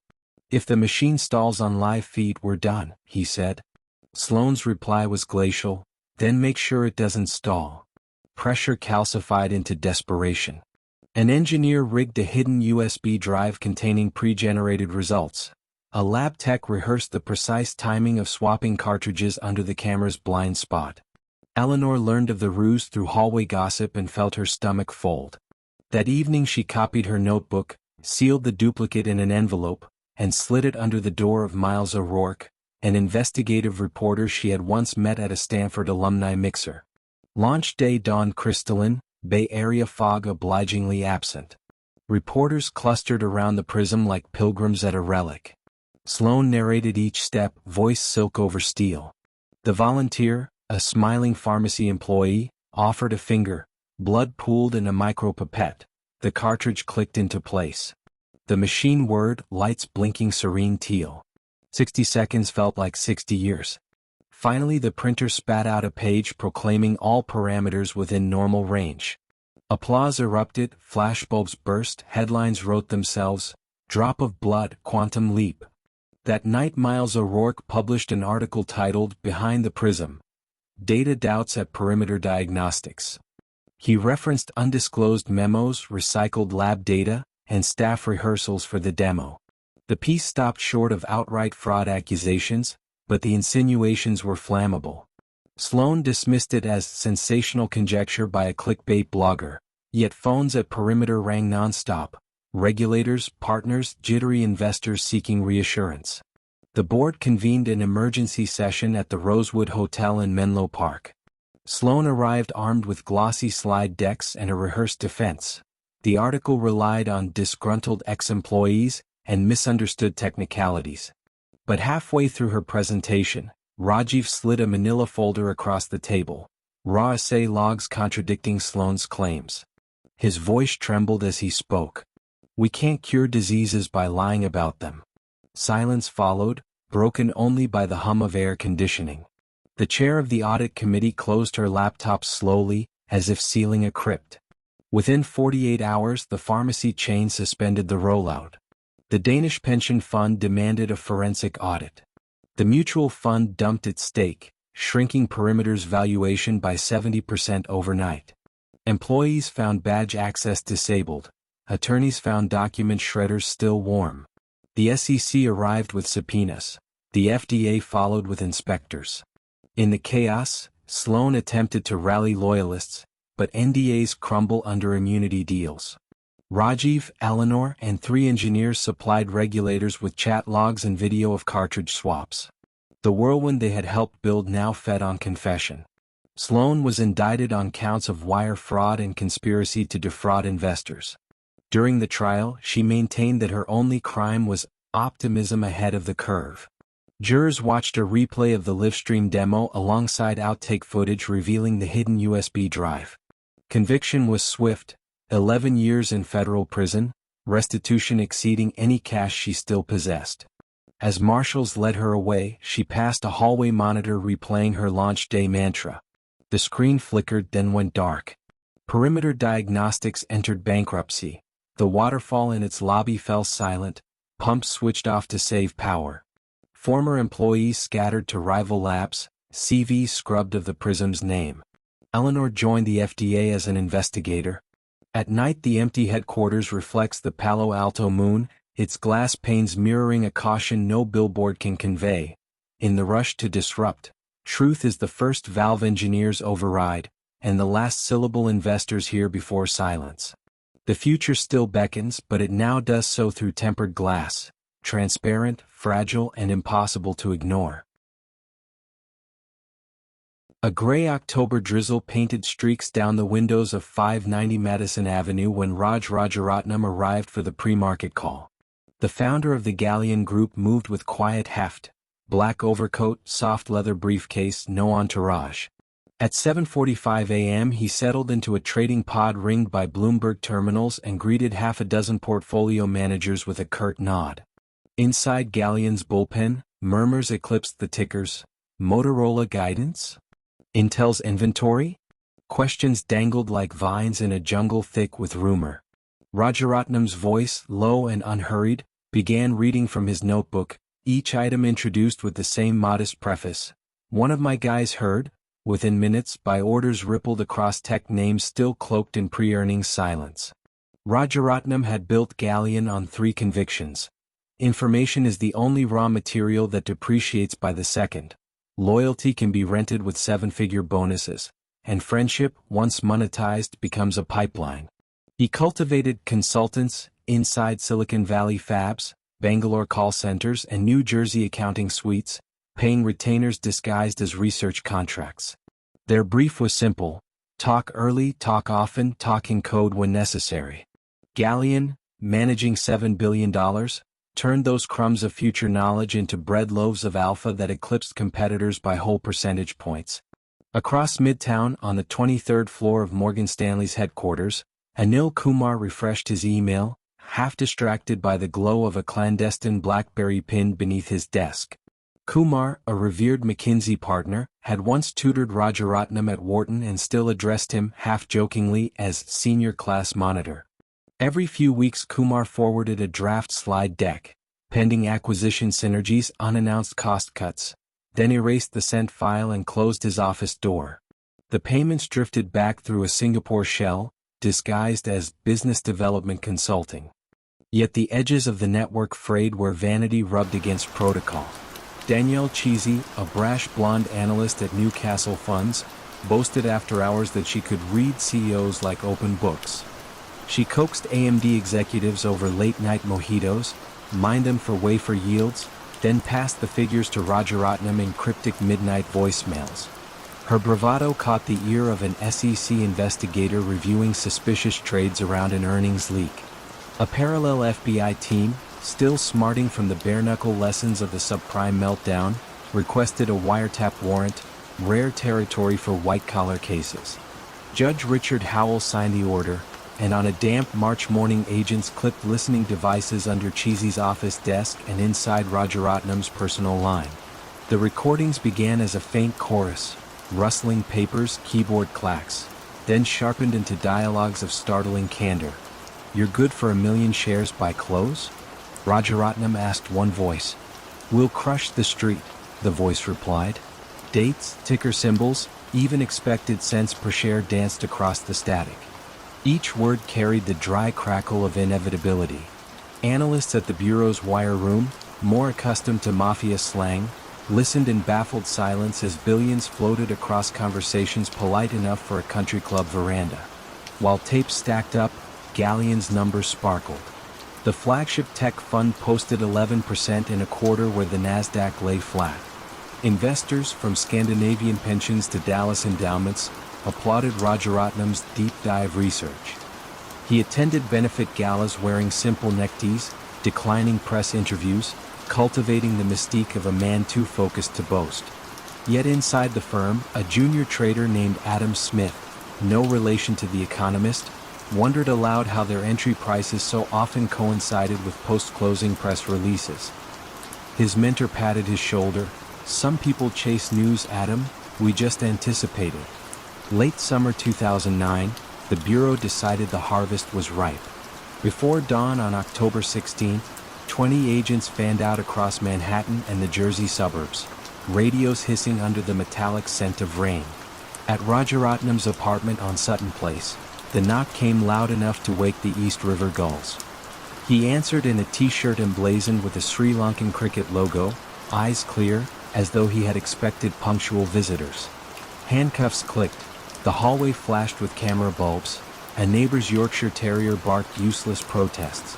The arrest sent tremors through Wall Street's canyons.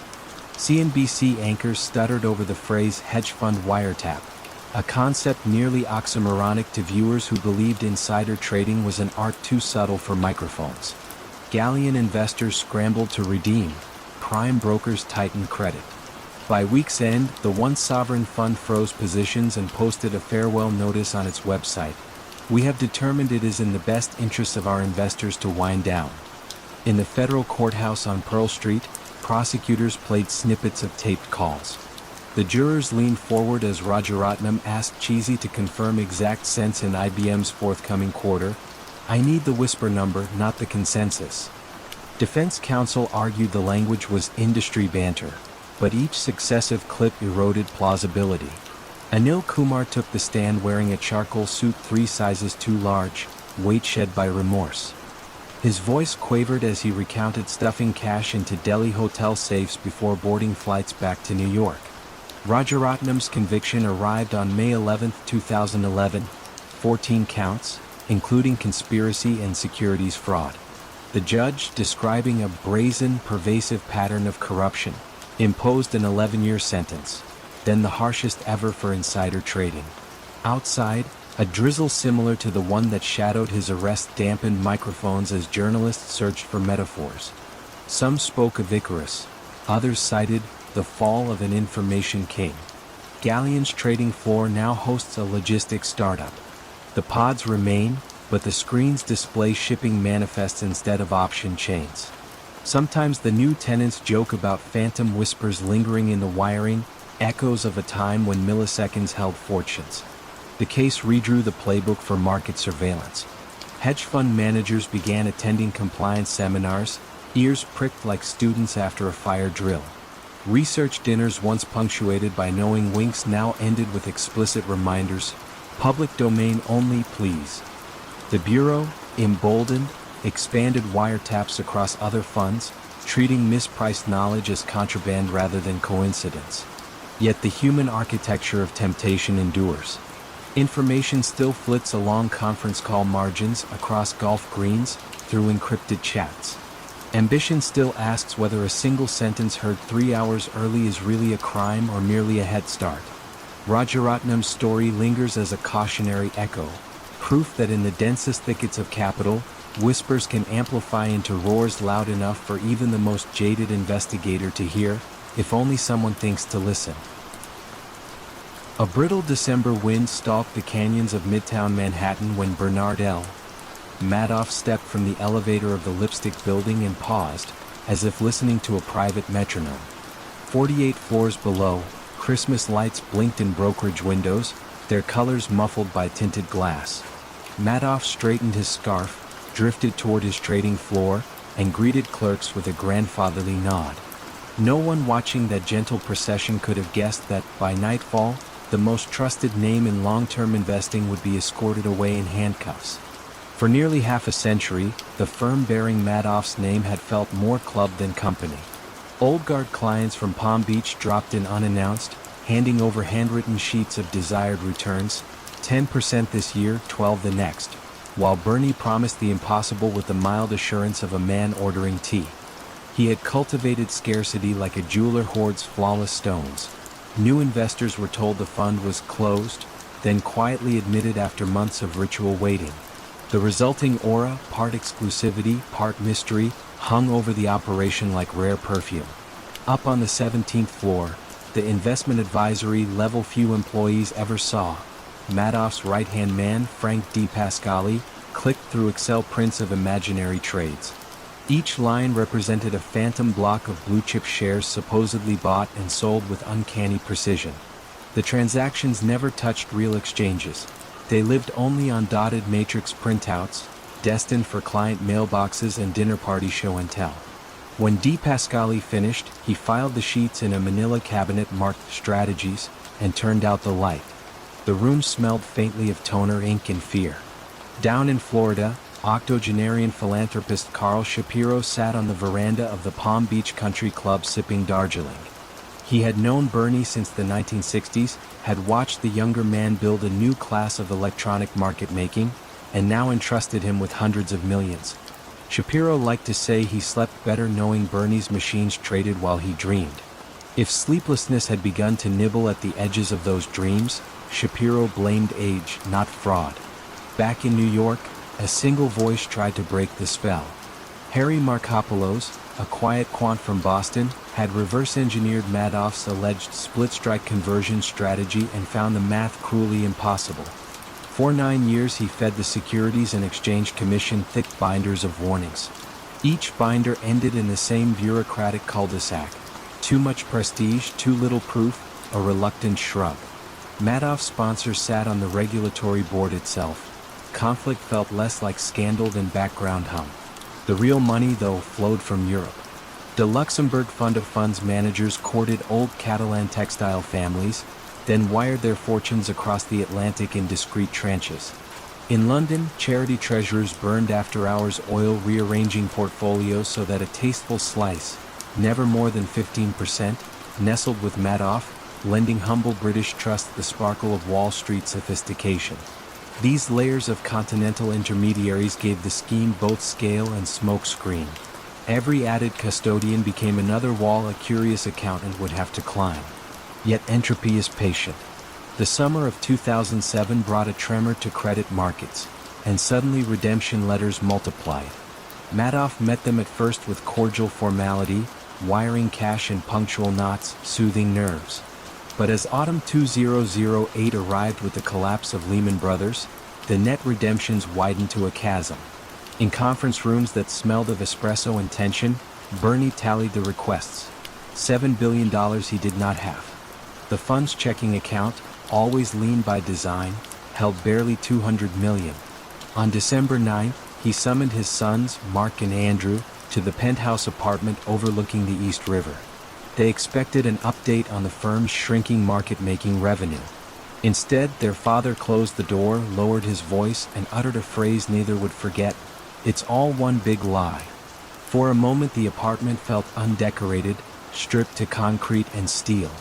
Then came the mechanical details: backdated trades, fake DDC numbers, shredded trade blotters, and at last the exhausted confession: "I'm finished."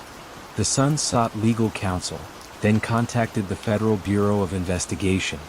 48 hours later, Special Agent Ted Cassioppi climbed into the elevator at the Lipstick Building with a plainclothes partner.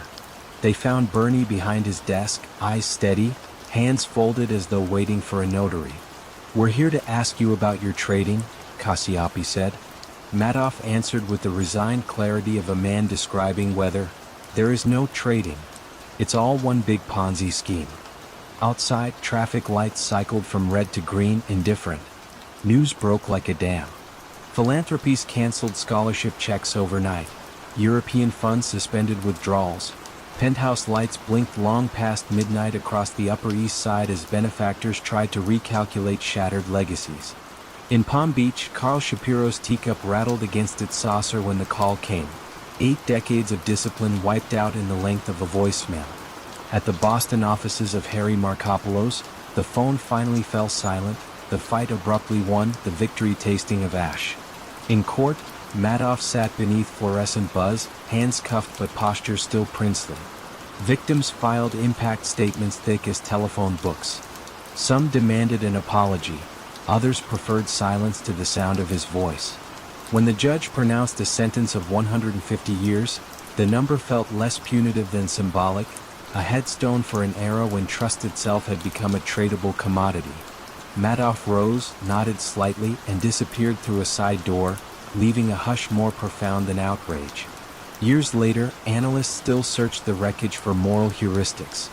Greed, yes, but also belonging.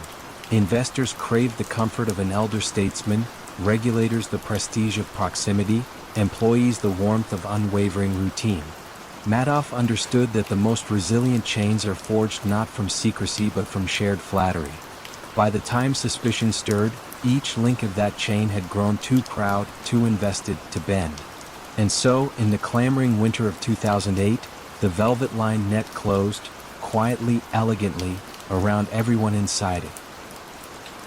Callisto Tanzi liked to say that milk was the most honest liquid on earth, white as a clean ledger. From a cramped Parma storefront he built Parmalat into a global empire.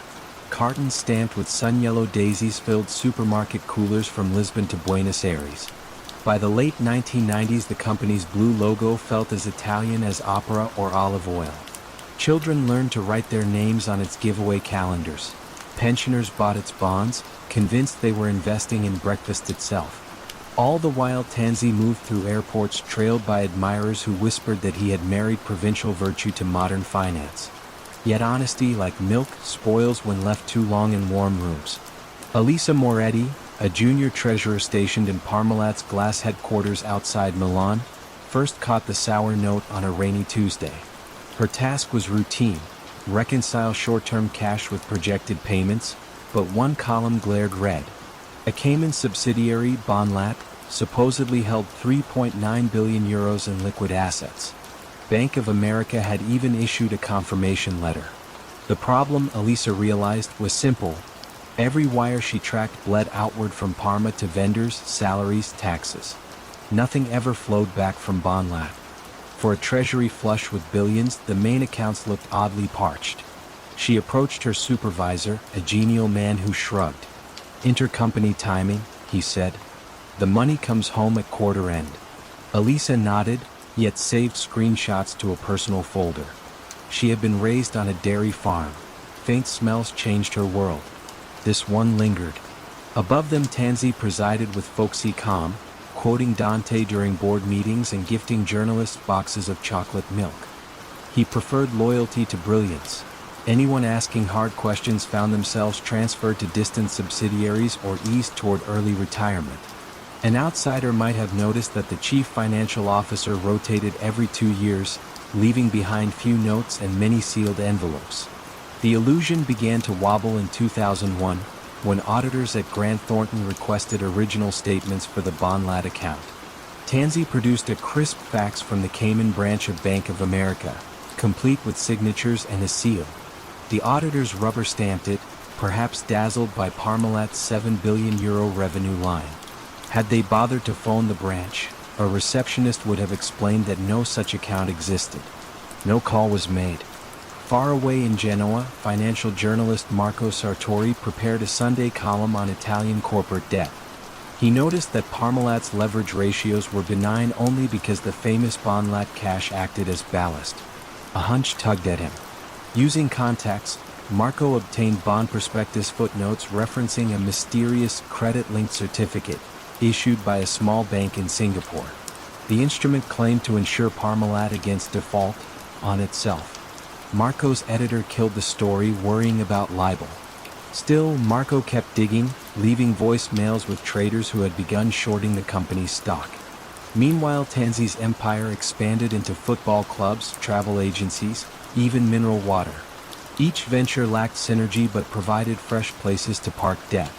When banks balked, Tansy's finance team issued mini-bonds marketed to Italian grandmothers promised 9% sicuro. The interest was paid from new bonds, cream poured to hide foam. By late 2003, global credit tightened. Banks demanded proof of Parmalat's liquidity. Deloitte, the new auditor, insisted on a direct confirmation from Bank of America. This time the fax machine stayed silent. Tansy's lieutenant, Fausto Tana, attempted a last resort. He instructed an employee to forge a PDF on Parmalat letterhead, attaching a doctored logo and a made-up phone number that rang to an empty office staffed by no one. The forgery was clumsy, a puddle disguised as a lake. Deloitte flagged the anomaly to Consub, Italy's market watchdog. Within 48 hours, trading in Parmalat shares was halted. Television crews camped outside headquarters, their floodlights revealing streaks of tension on employees' faces. Tansy called an emergency board meeting in a walnut-paneled conference room redolent of burnt espresso. He proposed selling the company's Brazilian dairy arm to raise cash. One director finally dared to ask, "Cash for what, exactly?" Silence answered. Investigators descended. They discovered that Bonlat's 3.9 billion euros never existed. The confirmation letter was fictional. Parmalat, once hailed for liquidity, was in fact missing 14 billion euros, Europe's largest bankruptcy to date. Funds had traveled through a labyrinth of offshore entities, returning only as photocopies. Bondholders faced ruin. Farmers who supplied milk awaited payment that would never come. Elisa watched agents box up ledgers she had balanced for years. She felt no vindication, only a chill like walking through an empty barn at dusk. Tansy was arrested while hiding at his daughter's apartment, wearing a modest sweater that failed to soften the image of a patriarch undone. Cameras captured his weary quote, "I was the company was me." It sounded more confession than defense. At trial, prosecutors displayed a flowchart resembling spilled spaghetti. Shell companies feeding one another invoices for powdered milk that never shipped, advertising campaigns that never aired, profits that existed solely in press releases. Tana testified that Tansey ordered the fabrications to protect the dream. Tansey murmured about market pressure and patriotic duty. The judge, unimpressed, handed him an 8-year sentence, later extended after appeals. Parmalat's bankruptcy estate clawed back assets. Tuscan villas, paintings, a yacht named Blue Dream. Much evaporated. Small investors picketed in Turin holding empty milk cartons stamped with the word traditai, betrayed. The Italian government orchestrated a slimmed-down successor company, but the sun-yellow daisies no longer felt innocent. Years later, in a modest office in Bologna, Elisa audited logistics software for a startup that delivered groceries by bicycle. Sometimes she paused by the chilled section of supermarkets, staring at rows of cartons under new corporate stewardship. She still drank milk but always checked the expiration date twice. Memory, she learned, curdles slower than dairy. On clear mornings, commuters driving past Parmalat's former HQ glimpsed the faded outline of the logo, sun-bleached but legible, a ghost brand haunting concrete. It whispers a caution older than finance. When something appears as pure as fresh milk, hold it to the light. Spoilage hides best in whiteness. The offices of WirePay AG rose like brushed steel monoliths above a quiet industrial park on the edge of Munich. Every morning, employees stepped through glass doors etched with the company's slogan, "Trust, Transact, Transform," and felt as if they were entering the future. Digital payment volumes were doubling each year, the share price had climbed 12-fold in a decade, and the CEO, Markus Braun, was hailed in talk show studios as Germany's answer to Silicon Valley. Investors loved the narrative, a homegrown fintech champion muscling past the lumbering old banks. At the center of the storm stood the elusive chief operating officer, Jan Marsalek, only 37, fond of Seville rose suits and sudden disappearances. One week he would be in Singapore, dazzling Asian venture funds with PowerPoint slides of colored arrows. The next he would surface in Cyprus or Dubai, whispering about encrypted wallets and unbanked millions. Colleagues spoke of him with a mix of envy and awe. "He knows everyone," they said, lowering their voices, "and everything." Across town, Benedict Schwartz, a financial reporter with slightly threadbare jackets and a talent for polite persistence, stared at a spreadsheet whose columns refused to add up. The figures had arrived by courier, slipped from a brown envelope along with a note, "Look at the cash." Benedict had been covering WirePay for years and admired its audacity, yet he had never managed to reconcile the company's booming profits with its slender cash flows. A global payment processor should gush liquidity, like a toll booth collecting coins. WirePay seemed to run on promise, not pennies. Benedict called up bank filing databases, cross-checked subsidiary names, and noticed that the bulk of WirePay's profits came from 3 little-known partners in the Philippines, Singapore, and Dubai. Each supposedly processed transactions on WirePay's behalf. Each also claimed to hold, in escrow, hundreds of millions of euros that belonged to WirePay's European balance sheet. Yet the audit trail ended in photocopied letters and blurred signatures. In the spring of 2019, a warm breeze carried the scent of linden blossoms through Munich's boulevards. Inside WirePay, auditors from Ernst & Young arrived for their annual review. Markus Braun welcomed them with soft Viennese courtesy. Jan Marsalek arrived late, breathless from the airport, scattering mint tablets on the polished table. He produced, with flourish, 2 banking confirmations from BPI and OCBC, Asian lenders outlining vast trust accounts in WirePay's name. The auditors photographed the letters, noted the balances, and ticked the boxes. Yet a junior associate, Helena Fischer, frowned. The documents bore no digital verification codes, only rubber stamps. Helena asked whether she might speak directly with the banks. Marsalek flashed a quick smile, explaining that time zone differences made calls difficult. Still, he promised access soon. The meeting adjourned, pastries were served, and conversations drifted to football. Helena, however, could not shake the unease, especially after Markus Braun, during a hallway chat, referred to the escrow money as a mere technicality. Months later, Benedict's editor agreed to publish a cautious probe. The headline ran in the Tuesday business section: Mystery Cash Clouds FinTech Star. WirePay's spokesperson dismissed it as rumor-mongering by short sellers. The stock dipped 3%, then climbed again as analysts issued buy notes. Confidence, once installed, had its own gravity. But the probe pried open a door. Regulators at BaFin, embarrassed by whispers that they favored the hometown hero, summoned WirePay's executives for clarification. Marcus delivered polished slides, growth curves, geographic maps, testimonials from pleased merchants. Jan Marsalek, Tylus, spoke of revolutionary micropayment rails, quoting William Gibson. The future is already here, it's just not evenly distributed. The regulators nodded. The meeting ended in smiles. Only Helena Fisher refused to move on. She booked flights to Manila and Singapore, paying from her own pocket, unsure whether the firm would reimburse her. Once on the ground, she visited the listed offices of WirePay's partners.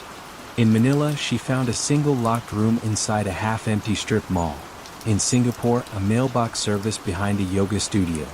When she tried to schedule a visit to the supposed trustee bank, the receptionist said, "We don't offer escrow accounts of that size." Helena felt the odd vertigo that precedes disaster, the moment when one realizes the floor is made of painted glass. Meanwhile, Jan Marsalek vanished again, this time claiming he had urgent meetings in Beirut. 3 days later he texted Marcus an encrypted note. "All set. We'll send files Monday." Monday passed. No files. Marcus grew pale. Investor calls multiplied. Benedict received a second envelope, containing internal emails in which executives begged Jan for bank statements, and he replied with emojis. In June 2020, WirePay delayed its audited results for the third time. The share price wobbled like a candle flame. Helena, back in Munich with photographs of empty offices, met the audit committee and outlined her findings. Silence draped the room as she finished. One director finally whispered, "So the cash doesn't exist?" Helena nodded. The next morning, Marcus Braun phoned BaFin and admitted that 1.9 billion in escrow funds were likely missing. The phrase circulated through newsrooms with chilling speed. At 9:15 a.m., trading in WirePay shares was halted. By noon, police entered headquarters, their footsteps echoing across the marble foyer that once hosted product launches and champagne toasts. Jan Marsalek could not be found. Airport logs showed he had flown to Minsk, then disappeared from radar. Rumors placed him in Moscow, Kuala Lumpur, Tripoli. Interpol issued a red notice. Tabloid headlines called him the man without a shadow. Marcus Braun, more subdued, surrendered to authorities, a folded trench coat draped over his arm. Reporters called out questions about contrition. He murmured that he had trusted the wrong people. Employees filed out carrying boxes, some crying, some angry, most numb. Decades of pension savings evaporated. Merchants scrambled to reroute payment gateways. Trust, that gossamer asset, shredded in real time. Helena walked past the empty reception desk, feeling neither triumph nor defeat, only the hollow fatigue that follows the discovery of an unwelcome truth. Outside, summer rain began to fall, streaking the WirePay logo with rivulets that looked almost like tears. Benedict met her under the awning, notebook in hand. "You did it?" he said softly. Helena shook her head. "No," she replied, gazing at the darkened windows above. "The numbers did it. We just finally believed them." They stood there together, listening to the rain and to the distant wail of sirens converging on the headquarters that had once promised to transform the future, but succeeded only in erasing the present. The Isar River lay silent beneath a violet dusk when Marcus Braun stepped from a black Audi and strode into Wirecard's glass headquarters on Einstein Ring. Inside, LED panels pulsed the company's new motto, "Beyond Payments," across a foyer scented with espresso and ambition. Braun, in his hallmark black turtleneck, moved without haste, as though every hallway already belonged to his imagination. In the executive suite on the 4th floor, he paused at a panoramic window. Below, coders in hoodies volleyed ideas about digital wallets. Above, a neon skyline promised Munich's rise as Europe's Silicon Valley. All that remained, Braun told himself, was to keep the story spinning long enough for reality to catch up. Wirecard had begun modestly in 1999, processing credit card payments for online pornography sites that traditional banks shunned. 2 decades later, it sat in the DAX 30 index beside BMW and Siemens, its valuation north of 20 billion euros. Analysts christened it Europe's PayPal, and German politicians hailed Braun as proof that the continent could still mint tech champions. Yet the firm's growth curve resembled a staircase cut by a trembling hand, flat months of quiet followed by sudden leaps fueled by acquisitions in Singapore, Dubai, Manila. Each leap required faith that vast pools of transaction revenue lay just out of view, waiting for auditors to confirm. Jan Marsalek, Wirecard's jaunty chief operating officer, supplied that faith in abundance. Where Braun exuded cerebral calm, Marsalek radiated restless energy, dashing through security gates, whispering about next-gen crypto protocols, arranging midnight flights to Manila or Moscow. He kept a spare Austrian passport in his office safe and carried a leather notebook etched with 3 unlisted phone numbers. Employees called him Der Magier, the magician, half in awe and half in fear. Trouble arrived first as footnotes. In 2015, a whistleblower in Singapore emailed Wirecard's external auditor EY, describing round-tripping schemes in which the company sent money to third-party partners one day and received it back as purported revenue the next. The memo vanished into compliance folders already swollen with similar murmurs. Meanwhile, Braun took the stage at tech conferences, promising frictionless finance for a borderless world. Investors, hungry for a European unicorn, applauded on cue. Across the channel, Financial Times reporter Dan McCrum noticed an anomaly. Wirecard's Asian profits grew faster than its Asian headcount. He published a cautious blog post headlined, "House of Wirecard." Within hours, Wirecard's attorneys fired back, accusing McCrum of colluding with short sellers. The share price dipped, then rebounded twice as high after Braun announced a $200 million buyback. German regulators opened an investigation, not into Wirecard but into the journalists and hedge funds betting against it. Confidence, for the moment, was restored. Inside Einstein Ring, Marsalek hosted weekly war room huddles. Managers projected maps dotted with small payment processors supposedly feeding billions into 2 trustee accounts at Bank of the Philippine Islands and BDO Unibank. No one from headquarters had ever visited the vaults. Photographs of deposit certificates circulated by email, fuzzy as old postcards. When Finance Director Suzanne Steedle requested independent confirmations, Marsalek laughed. "We need to think in milliseconds, not signatures," he said, then ordered sushi for the room. By late 2019, rumors invaded even celebratory moments. At the company Christmas party, engineers toasted a new cloud payments API while speculating about why KPMG's special audit kept slipping deadlines. In January 2020, KPMG delivered a draft it could not verify. 1.9 billion euros. Roughly a quarter of Wirecard's balance sheet, allegedly held in Philippine escrow. Braun brushed off the finding as delays in document transit. The board extended the publication of annual results, blaming the pandemic. Shares wobbled but held. June 18, 2020, dawned humid in Munich. At 8 a.m. Wirecard issued a terse ad hoc release. The auditors had refused to sign off because the 1.9 billion euros does not exist. The phrase sliced through trading screens like a siren. Within 2 hours the stock lost 60%. By closing bell it had shed 90%. Braun called an emergency press conference, the turtleneck now hanging loose at the collar. "We are the victim of a massive fraud," he said, voice even, eyes flat. Reporters asked who exactly had perpetrated it. Braun offered no names. That night Marsalek vanished.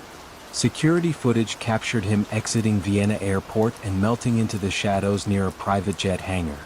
June 25th, Wirecard filed for insolvency, the first DAX component ever to collapse. In conference rooms still heavy with the scent of spilled cappuccino, stunned employees calculated severance against mortgages. Braun surrendered to Bavarian police, led away in discreet shackles, escorted past a mural that once celebrated Wirecard's inclusion in the German blue-chip index. Investigators alleged he had signed false statements for years, propped up by forged escrow letters printed on doctored bank stationery. Braun insisted he, too, had been deceived. Prosecutors countered with email trails where he approved fees wired to opaque Dubai entities minutes before quarter end. Parliamentary hearings summoned regulators who admitted they had relied on Wirecard's own explanations. BaFin, Germany's financial watchdog, had even banned short selling of the stock in 2019, citing market-threatening speculation. Lawmakers stared at the floor as auditors recounted ignored red flags. Identical revenue patterns across unrelated regions, addresses that mapped to empty lots, trustees who did not recall signing contracts. In April 2022, Braun's trial opened in a high-security Munich courtroom. He entered in a tailored navy suit, hair trimmed, demeanor monk-like. Witnesses described conference calls where dissenting managers were muted, then sidelined. One IT engineer told of scripting code that backfilled missing transaction IDs minutes before auditors arrived. The jury, handed ring binders thick as telephone books, listened as expert after expert explained how numbers can masquerade as fact when trust stands guard at the gate. Wirecard's campus is now a co-working hub for biotech startups. The lobby logo remains, letters unlit, an ironic art piece in a hallway that smells of fresh paint. Visitors sometimes stop, recall headlines, and shake their heads. They speak of technological bravery, of regulatory sleepwalkers, of a magician still at large. More often they simply point to the missing billions, money that never was yet still managed to buy reputations, elections, and hope. The saga left Germany wary of homegrown heroes and taught investors, auditors, and ministers a lesson as old as bookkeeping. A balance sheet, like a mirror, can be polished until it reflects whatever the beholder wishes to see. And once the illusion cracks, the shards cut deepest those who dared to believe they were gazing at the future. Adrian Lowe spent his nights in the silent glare of a Mountain View clean room, coaxing photons through silicon. At 36 he led the LiDAR program at Waypath, the autonomous vehicle unit of an alphabet-sized conglomerate. The team called him the cartographer. His algorithms painted invisible cities of light around every prototype car. Investors valued those spinning sensors at billions, and Adrian, though awkward in conversation, felt the heady thrum of destiny each time the lasers chimed alive. Yet destiny turned fickle in February 2016. A reorganization diminished Adrian's domain. Half his headcount was reassigned to safety redundancy. He watched junior MBAs redraw roadmaps he had etched in code, and something inside him cooled from fire to ice. One drizzly evening he connected a terabyte drive to the secure server, bypassed a flag with a line of command line Latin, and copied 14,000 files. Schematics, board layouts, manufacturing tolerances, enough he believed to rebuild the crown jewel elsewhere. The transfer bar filled in silence, green pixels reflecting in his rimless glasses. When it finished, he wiped the audit logs and drove home along US 101, the rain stitching faint Morse against the windshield. Weeks later Adrian resigned, to pursue new challenges. Silicon Valley gossip blinked like fairy lights.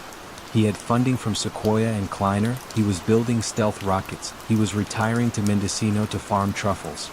The truth materialized 3 months later when he unveiled Helios Robotics, promising level 5 autonomy within a year. A timeline that made engineers laugh and venture capitalists salivate. Helios's website showcased a cylindrical LiDAR unit strikingly similar to Waypath's latest prototype, minus the corporate pastel. Across the Bay, Ride Nation, the ride-sharing colossus famous for surge pricing and steel-nerved aggression, felt its self-driving program lagging. Its CEO, Dana Pike, wanted victory, not parity. She met Adrian in a decommissioned airport hangar converted into a private test track. He demoed a Helios vehicle weaving between cardboard pedestrians with balletic grace. Dana's eyes narrowed. She offered $680 million in stock and cash on the spot. Adrian paused only long enough to check the vesting schedule.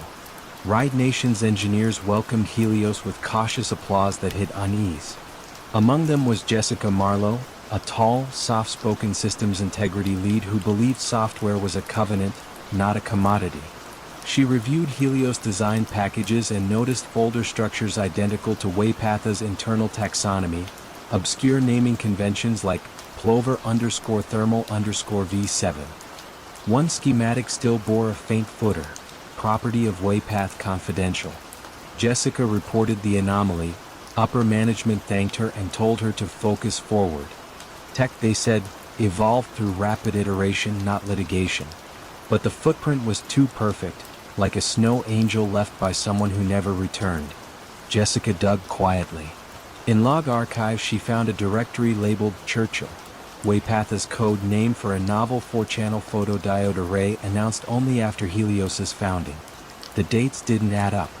She saved screenshots to an encrypted thumb drive, unsure whether she was safeguarding the company or its future prosecutor. Ride Nation's first integrated Helios test rolled onto San Jose streets that autumn. Tech bloggers crowded sidewalks, live streams ticking upward. The SUV shimmered with promise until, at a left turn, it drifted across the center line, forcing a cyclist to swerve. The vehicle righted itself, but the incident clip revealed a sensor dropout traced to firmware Adrian had altered that morning. Dana Pike summoned him. He blamed legacy interference and requested deeper access to Ride Nation's servers. The CEO granted it, desperate for headlines of success. Meanwhile, Waypath filed a civil action in federal court. Trade secret misappropriation, patent infringement, unjust enrichment. Their lawyers attached forensic evidence. Download timestamps matching Adrian's last week, security badge swipes synced to anomalous data transfers. The suit sought billions and an injunction. Tech reporters, smelling a courtroom epic, refreshed Pacer as though it dispensed oxygen. Ride Nation's legal chief convened an urgent review. Jessica, summoned as a fact witness, presented her thumb drive. Silence thickened. One attorney whispered, "This is radioactive." Dana Pike, jaw tight, asked Adrian directly, "Did you take their files?" Adrian met her gaze, a pale flicker behind pupils gone stormy, and said, "I built those files." The room registered the semantic dodge.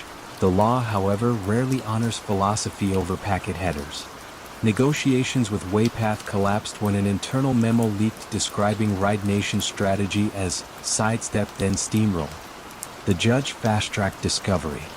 Federal marshals appeared at Adrian's Palo Alto townhouse at dawn, seizing laptops, external drives, even an antique slide rule on his bookshelf. Reporters captured him in athletic shorts, expression fixed between anger and incredulity, as though physics had betrayed him. Dana issued placid press releases about re-evaluation, but board members murmured about fiduciary breach. Investors shaved billions off the valuation, and Dana's once meteoric career entered a holding pattern above corporate purgatory. Adrian faced criminal charges for theft of trade secrets. At arraignment he stood rigid, hands clasped, while the prosecutor described a premeditated looting of intellectual property. Jessica, watching from the gallery, felt a hollow relief tempered by dread. Ecosystems change when giants stumble. Outside, protesters chanted about worker rights, while venture capital tweets lamented innovation chilling. The trial never reached verdict. In a late-night deal, Adrian pled guilty to one count, avoiding a lengthy sentence in exchange for $95 million restitution and a 28-month term at a low-security facility in Lompoc. Waypath secured a perpetual license to any Helios patents. Ride Nation paid $245 million and issued a public apology couched in conditional verbs. On Adrian's first day in prison, the warden escorted him past a chain-link fence buzzing with desert wind. He blinked at the unfiltered blue sky, no LiDAR map overlaying the horizon, only bare existence. A reporter later asked what he regretted most. Through plexiglass, Adrian answered softly, "I thought code was neutral. Turns out ghosts live inside." The quote headlined tech blogs for a day, then slid beneath new controversies. Some evenings she drives the Bayshore Freeway and imagines invisible beams tracing the contours of traffic. Each pulse a reminder that every line of code carries fingerprints, and every shortcut casts a shadow. In Mountain View, the original waypath sensor still spins atop updated cars, its hum modest but persistent, like a truth refused erasure. Passers-by rarely look up, yet light sweeps them anyway, recording position, velocity, intent. Ghost code, if it lingers, does so in silence, waiting for anyone to notice the faint imprint it leaves on the roads we trust. Wall Street at dawn feels almost reverent. The cavernous streets echo with distant horns, and the mirrored exteriors of the towers blush pink before the trading day roars to life. High above Broad Street, on the 19th floor of the Galleon Group's headquarters, Raj Rajaratnam leaned back in a leather chair and watched the city unspool beneath him. He was not tall, but he filled a room with kinetic calm, the assurance of a man who turned money into more money almost by instinct. From Bangalore to MIT to the richest zip code in America, his had been a story of pure ascent. Now, in autumn 2007, he managed a $7 billion hedge fund empire and liked to remind visitors that he listened to markets the way others listen to jazz. He also listened to people, restless scientists at chip makers, junior bankers hungry for promotion, executives flirting with the idea of betrayal. To them he offered precisely calibrated gifts: an introduction, a seat at a Knicks game, an envelope that whispered when set upon a desk. His staff called the network the mosaic. Each tiny shard of non-public truth, he said, formed a larger picture of where a stock would sprint next. The trades appeared prophetic. 1 week before a Silicon Valley firm unveiled record earnings, Galleon bought millions of shares. Hours before a pharmaceutical trial failed, the fund unloaded its position and quietly shorted the stock. Performance fees ballooned. Investors begged for allocation. To Raj, results were the measure of virtue. Legal, illegal, it's all noise, he once muttered to a trader after the closing bell. We play to win. Across the East River, in a drab Brooklyn office, Special Agent B.J. Kong sifted through phone logs obtained by subpoena. Kong had grown up in South Korea, where reverence for education ran deep. Now he pursued white-collar crime with the zeal of someone who still believed rules mattered. 4 months he traced odd bursts of trading volume that preceded earnings announcements. Again and again the trail curved back to Galleon. The pattern hinted at advanced knowledge, but patterns do not testify in court. Kong needed voices. By chance, a minor player cracked first. Room temperature coffee, 3 sleepless nights, and a reminder that perjury carried real time persuaded an anxious consultant named Anil to wear a wire. The next morning he met Raj for breakfast at the Four Seasons, a sanctuary of hushed chandeliers and starched linen. Anil's heart jackhammered under his suit as he slid into the booth, the microphone taped behind his tie knot. Raj greeted him with easy smile and mango juice. They spoke in soft Tamil about family weddings, then pivoted toward Intel's upcoming quarter. Anil whispered the revenue number, 3 billion, up 9%, leaked from a cousin in finance. Raj nodded, eyes half closed, savoring the information like a sommelier breathing a rare Cabernet. Later that morning Galleon snapped up call options worth $20 million. The recording landed on Agent Kang's desk with a satisfying thud. Now he had more than circumstantial ripples in the market. He had words, tone, intent. Still he wanted a lattice, not a twig. Over the next year he wired half a dozen insiders, an IBM salesman, a McKinsey partner, even a Wharton grad buried in Dell's investor relations team. One by one they met Raj in back booths of midtown sushi bars, on park benches overlooking the Hudson, in rental cars stalled on suburban cul-de-sacs. Each time they whispered numbers, shipment delays, boardroom quarrels. Each time Raj murmured thanks and later moved millions like a pianist moving scales. Inside Galleon the culture grew feverish. Analysts traded gossip the way athletes trade protein shakes, each desperate to feed the chief a tidbit that would light his eyes. Compliance memos, when they arrived, were treated as ritual theater. A risk officer once asked Raj whether an unfamiliar tip had been scrubbed. He chuckled, "Soap is for the dirty, my friend." By 2009 the financial crisis had gutted lesser funds, but Galleon posted double-digit returns. Raj hosted charity galas at Cipriani, spoke of immigrant grit, and donated laptops to inner-city schools. Yet a whisper of unease threaded through his evenings. He found himself studying faces. The junior trader who met his gaze a little too long, the receptionist who paused before patching through a call. Trust, so easy to demand, so hard to grant. Then, at 6:15 a.m. on an October Friday, a fist hammered Raj's suburban door in Greenwich, Connecticut. Federal agents swarmed past manicured hedges, their breath fogging in the dawn. Kong stepped forward, badge out, voice steady. "Raj Rajaratnam, you are under arrest for securities fraud and conspiracy." The hedge fund titan appeared almost bemused.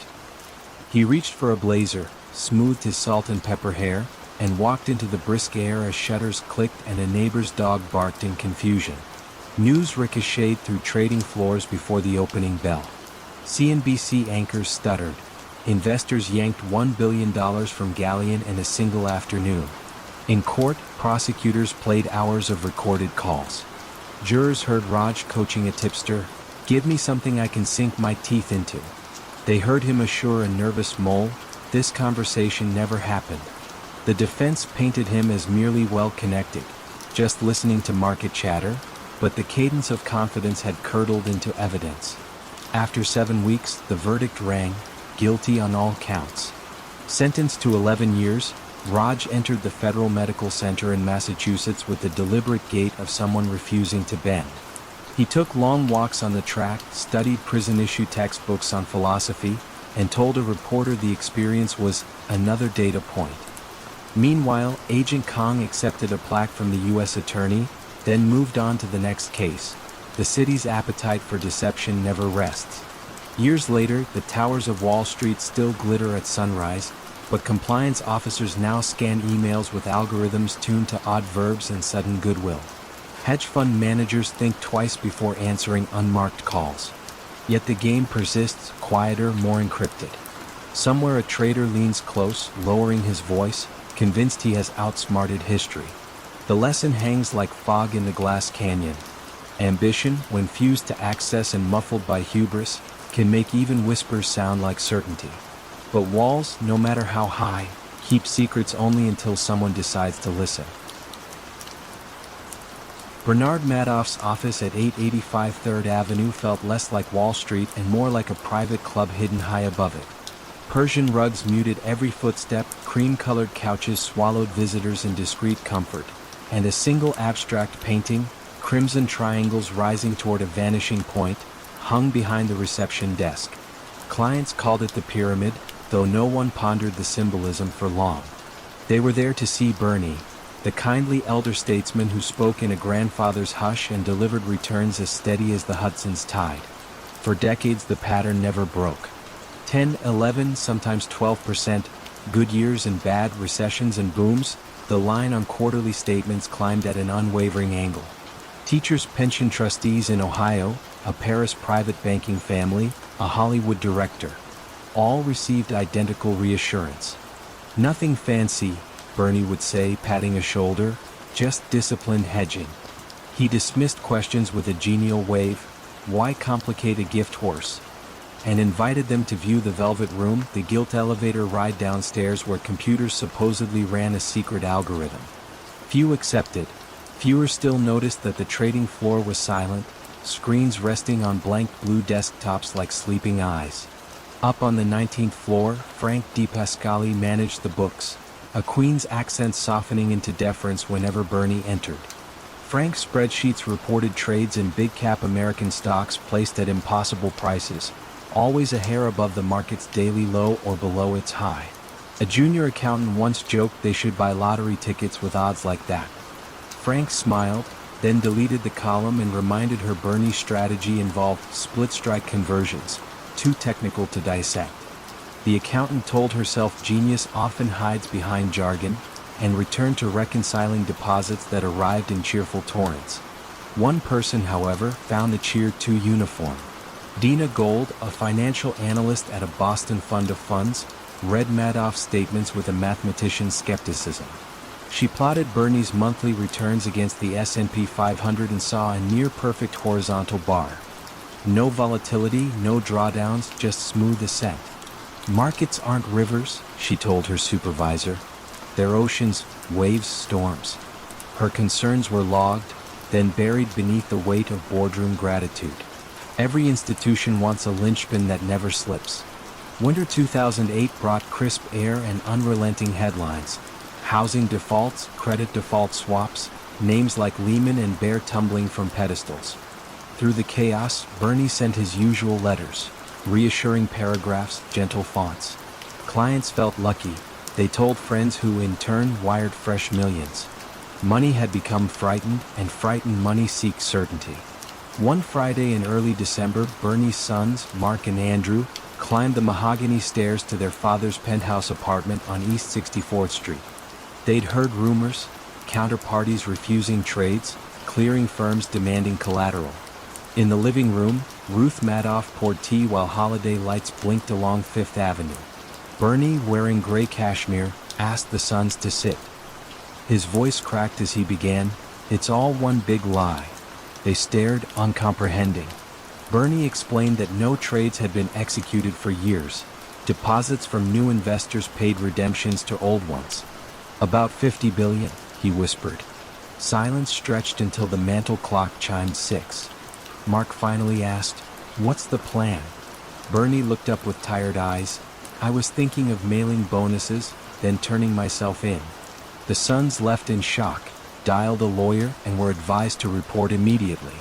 By morning, the FBI rang the apartment buzzer. Agent Theodore Cassioppi found Bernie seated in a leather chair, hands folded. "Are there any innocent explanations?" the agent asked. Bernie shook his head. "No, it's just me." He rose, wrists extended for cuffs, then reconsidered and removed his wedding band, placing it on a side table as if checking valuables before surgery. Down on the sidewalk, cameras flashed. By evening, the crimson triangles of the office painting filled television screens worldwide. As subpoenas landed, the structure revealed itself. A simple ledger, assets always greater than liabilities on paper, while actual cash pooled in a Chase bank account whose balance dwindled whenever redemptions surged. There were no offshore labyrinths, no exotic options. Dina Gold watched events unfold on CNBC, feeling a twist of vindication knotted with dread. Her firm had invested $23 million. Auditors now labeled the position worthless. Across Europe, charities canceled scholarships, and an elderly couple in Avignon sold their vineyard to cover tax bills on phantom gains. Grief surfaced in unlikely forms. A Palm Beach retiree stood mute before an empty safe deposit box. In March 2009, Bernie entered the federal courtroom in Lower Manhattan wearing a bulletproof vest under his blazer, an irony that did not escape observers who trusted him to guard their futures. He pleaded guilty to 11 counts: securities fraud, wire fraud, money laundering. When Judge Denny Chin asked why he surrendered, Bernie said, "I realized my arrest would inevitably happen." The word inevitably hung like mist. Minutes later, Chin imposed 150 years. Spectators exhaled in collective astonishment, not because of the length but because the system, so often lenient with boardroom crime, had finally measured punishment in centuries.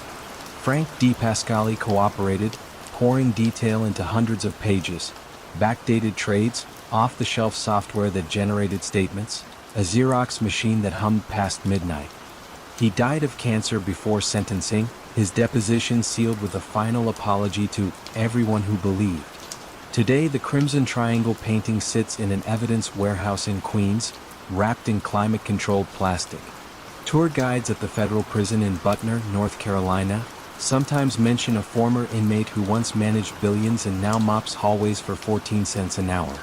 Visitors peer down corridors, hoping for a glimpse, but Bernie has retreated into the privacy that eluded him in freedom. On stormy nights, Dina Gold revisits her old spreadsheets, scrolling through columns of impossible steadiness. She teaches graduate seminars now, urging students to cherish volatility, the heartbeat of truthful data, she calls it. At times she remembers Bernie's receptionist guiding her past the crimson painting, its pyramid pointing upward into nothingness, and feels a chill. Perhaps the lesson is simple. When returns look like velvet, run your fingers against the grain. Fabric that's smooth may hide threads designed to unravel all at once. A single copy of Madoff's quarterly statement lies laminated on Dina's desk, not as a trophy but as a map of temptation. In the margin she has penciled a line from Virgil. Facilis descensus Averno, the descent to ruin is easy. She shows it to students at semester's end, then closes the folder, the whisper of its cover sounding like the soft sigh of curtains falling on an illusion finally gone dark. Morning fog still veiled the Seine when Jerome Kerviel swiped his badge through the glass turnstiles of Société Générale's steel and smoke law defense tower. At 30, he wore the modest suit of a provincial striver, but colleagues on the Delta One desk called him the magician. Somehow his tiny book of equity futures produced profits rivaling those of traders with 5 times his capital. Managers praised his market feel, and Jerome accepted accolades with a shy half-smile that disguised the frantic arithmetic ticking behind his eyes. The Delta One unit was built for low-risk hedging, plain vanilla index futures, arbitrage so dull it barely rustled spreadsheets. Yet dullness breeds permission. Risk controllers glanced at the desk's position reports, saw moderate numbers, and moved on to sexier threats like credit derivatives. They never noticed Jerome's private universe hidden one menu deep inside the trading system, a secret blotter labeled Suspended JK. In that twilight ledger his wagers ballooned. Long 3 billion euros of euro stocks here, short DAX there, bets balanced like spinning plates. Each evening he entered fictitious offsetting trades, contraparties invented from whole cloth, so official limits showed gentle ripples instead of tidal waves. In a nearby office, risk analyst Isabelle Mellet tracked daily limits with methodical calm. She noticed Jerome's VR, a measure of potential loss, remained eerily flat even on days when volatility rattled every other desk. She emailed compliance, JK returns deviate from peers, request deeper review. The reply arrived minutes later, acknowledged, position within thresholds. Isabel archived the thread, but the anomaly nagged her like a loose stitch in a winter coat. December 2007 brought roaring markets and roaring office parties. Jerome celebrated record gains. His manager, Jean-Luc Heilbronn, raised champagne and spoke of promotions. Jerome nodded, eyes on the floor. He alone knew the scale. Net exposure approaching 50 billion euros, more than the bank's market cap, leveraged through rolling futures that expired weekly, forcing a perpetual juggle. One slip and the masts would fall. The slip came with the new year. Global stocks trembled on subprime tremors. Futures gaps widened like cracked ice. Jerome logged in at dawn on January 18, 2008 and saw red figures bleeding across monitors. To stem losses he forged yet another counter trade, but the volume was so vast the back-office catalog balked. An automated reconciliation flagged a transaction against the ID of an obscure brokerage that had ceased to exist months earlier. The query landed on Isabel's desk. She walked the corridor to Jean-Luc's office, printout in hand. He skimmed it, brow furrowing. Probably a booking error, he muttered, but dialed Jerome anyway. The trader arrived moments later, cheeks flushed. Jean-Luc asked about the phantom broker. Jerome's mouth opened, searching for a plausible glitch. Words failed. Silence spread, hot and brittle. Jean-Luc ordered a full position report. Jerome returned to his desk, heart hammering, and began unwinding trades at market speed, selling billions into a falling market, waves that pushed prices lower still. By Monday morning Société Générale faced a 6.3 billion euro loss, the largest rogue trading hit in history. Crisis meetings unfurled behind closed doors. Executives debated whether to blame markets or disclose the deeper wound. When regulators arrived, Jerome sat in a windowless conference room, fingers interlaced, recounting how a desire to prove myself had morphed into clandestine bets. He spoke without anger, almost with relief, as if captivity finally slowed the spinning plates. The bank rushed a press conference.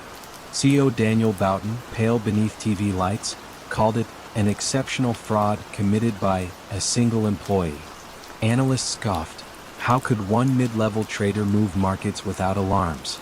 Shares plunged 39% in 2 days. Commentators compared the loss to a small war chest. Depositors lined up at branches in quiet panic. Trust, thinner than rice paper, tore in public view. French prosecutors charged Jerome with breach of trust, forgery, and unauthorized computer use. At trial, the defense argued the bank benefited from Jerome's gains for years and turned a blind eye to methods. Prosecutors countered that he gambled with other people's futures, forging documents 2,400 times. Jerome, slender in an ill-fitting suit, admitted forging trades but insisted his intent was never theft, only to outdo himself day after day until the numbers ruled their creator. The court sentenced him to 5 years, 2 suspended, and 4.9 billion euros in restitution, an amount no salary could touch, more symbol than sentence. Société Générale strengthened controls, installing risk dashboards that blink crimson at the faintest divergence. Yet whispers in dealing rooms persisted. Could management really not know? Regulations tightened across Europe, but the memory of invisible digits piling into catastrophe proved harder to code. Isabel returned to her routines, now armed with broader audit access, yet the victory felt hollow. She had tugged a thread and watched a tapestry collapse on pensioners, students, entire towns whose savings linked to the bank's stock. On certain mornings she paused by the Seine, mist curling like unanswered questions, and wondered whether vigilance alone could cage ambition sharpened by boredom. Jerome served his term at Fleury-Mérogis, teaching fellow inmates accounting basics. Reporters pressed him for remorse. He often replied with a half shrug, "I played a game everyone around me applauded, until the dice rolled against us." After release he worked briefly as a tech consultant, then faded from headlines. The 4.9 billion euros still hangs over him, accruing symbolic interest, a reminder that some debts are calibrated not in currency but in cautionary weight. La Défense towers continue to glitter at dusk, their glass hides freshly polished compliance manuals. Yet inside, traders still chase slivers of basis points, screens still blink with futures ticks. Somewhere on a middle desk an ambitious junior studies market microstructure and feels the first spark of mastery. Outside, the Seine flows indifferent, carrying reflections of skyscrapers that promise solidity yet mirror water's own lesson. Even calm surfaces conceal currents swift enough to pull the unwatchful under. The marble lobby of Barings Bank's London headquarters gleamed under the afternoon lights, reflecting a lineage that stretched back more than 2 centuries. Portraits of sober-faced founders lined the walls, men who had financed wars and rebuilt empires.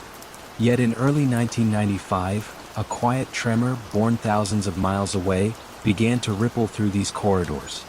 At its center stood Nick Leeson, a young trader with an easy grin and a talent for making money appear out of thin air. Leeson's rise had seemed effortless. Fresh from a modest background in Watford, he slipped into the bank's Singapore futures office, a place executives viewed as a minor outpost. There, he handled trades on the volatile Nikkei index, contracts that rose and fell with Tokyo's restless stock exchange. Colleagues admired his stamina. He arrived before dawn, left past midnight, and spoke of yen and points the way other people discussed weather. The profits poured in so quickly that London gave him rare authority. He would place trades and record them. The dual role felt like a perk. In truth, it was a door left ajar. Every victory pulled him deeper into the glow of adulation. Regional papers dubbed him the King of the Nikkei. Senior managers back home accepted his numbers with barely a question. Christmas bonuses fattened. When he flew to England for meetings, secretaries whispered and analysts straightened their ties. Yet beneath the applause, Leeson carried a quiet dread. One humid August morning, a single miskeyed order produced a loss, small at first, then magnified by the market's sudden twitch downward. To hide the mistake, he opened an error account numbered 88888, a sequence he chose because in Chinese superstition it signified fortune. He convinced himself the slip was temporary. Given a day or two, the market would turn, and he would close the hole before anyone noticed. But markets rarely bend to desperate prayers. Losses deepened. To plug one breach, he dug another, chasing the vanishing line where recovery meets ruin. He bought even more contracts, doubling down like a gambler who believes the next spin will erase the debt. Some mornings he stood on the trading floor, tie loosened, watching screens flash red. He could almost hear the seconds dripping into the pit he had created. And still he smiled, cracked jokes, projected calm. No one suspected the cyclone disguised as a man. In London, executives toasted record earnings credited to his desk. They sent telegrams of thanks, even as Leeson wired back requests for larger limits. The bank, hungry for profit, obliged. Compliance officers leafed through forms that should have shown the warning signs: overconcentration, unverified positions, unrealized gains, but the paperwork arrived perfectly arranged. Leeson's dual authority meant he could paint the canvas any shade he liked. One evening in early January 1995, a small earthquake rattled Kobe, Japan. What followed was tragedy for thousands and opportunity for speculators. The Nikkei plunged as investors panicked. Leeson, already drowning, decided to bet on a swift rebound. He purchased immense quantities of futures, a wager that Japan's confidence would snap back like a rubber band. Instead, the index slid further. Each tick downward punched another hole through the hull of Barings Bank. Back in London, an internal auditor finally raised a question about the mysterious 88,888 account. The response came wrapped in jargon and reassurances: just routine error clearing. Weeks passed. The auditor pushed again. This time papers arrived late, pages missing, signatures smudged. Something at last smelled wrong. On the last Sunday of February, the bank's chairman stepped from a black car into an emergency meeting room. Overnight faxes from Singapore showed a bottomless deficit, a figure so large it looked unreal: £827 million, more than twice the bank's trading capital. Phones rang in staccato bursts. Senior partners, many named bearing by blood, stared at the numbers as if letters of exile. Centuries of reputation evaporated between heartbeats. In Singapore, Leeson left a note on his desk: "I'm sorry." He boarded a flight to Kuala Lumpur, then another to Germany, shuffling through airports like a man half awake. Reporters later tracked him at a small hotel near Frankfurt, pacing tight corridors, head bowed.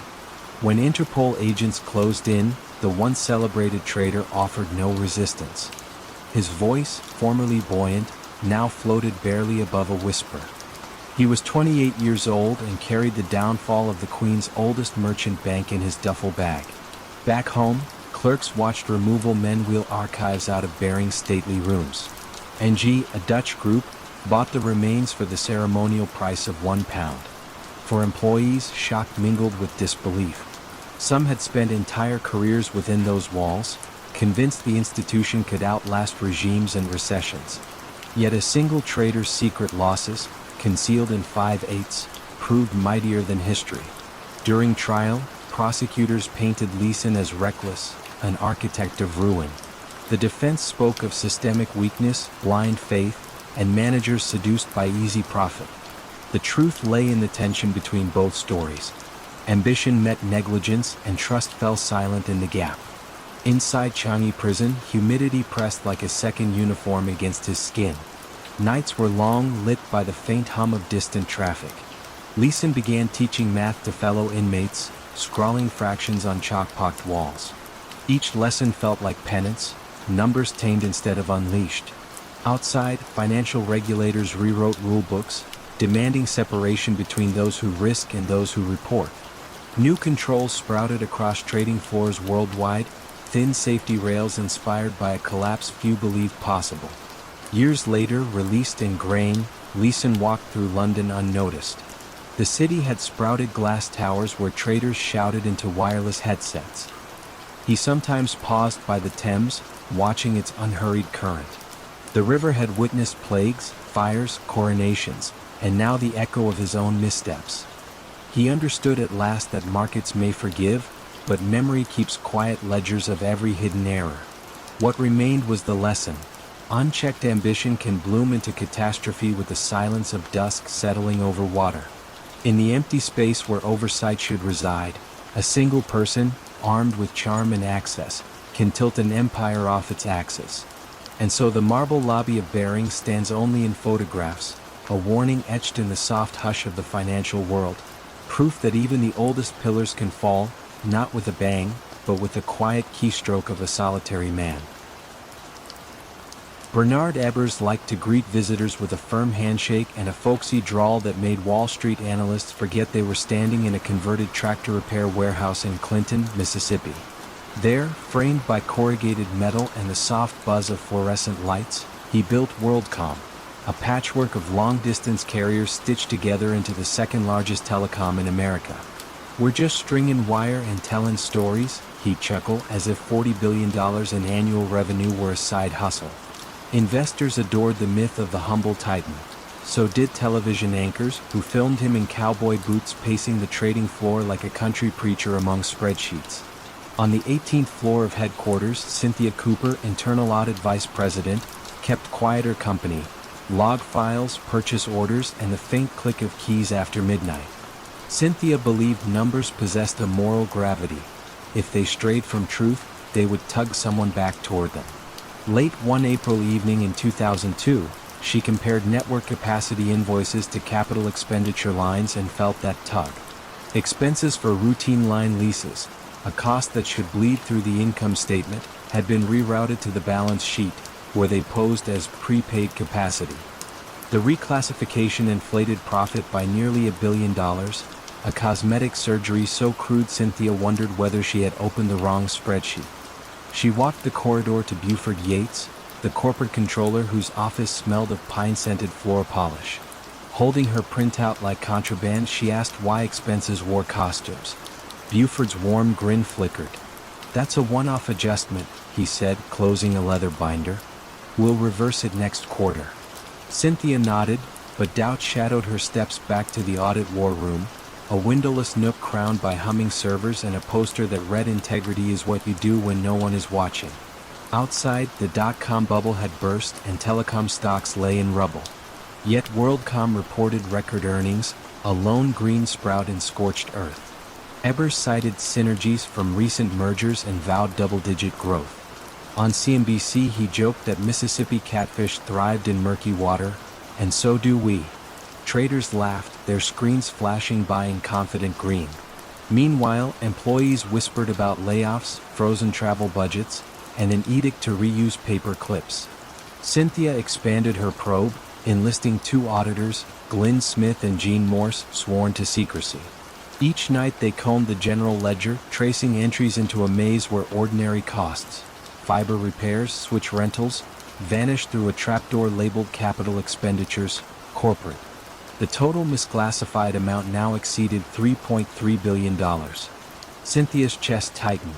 She remembered her mother balancing checkbooks to the penny and imagined that level of care estranged from a corporation steering retirement dreams. They scheduled a discreet meeting with David Myers, WorldCom's urbane chief accountant. Cynthia laid out her findings.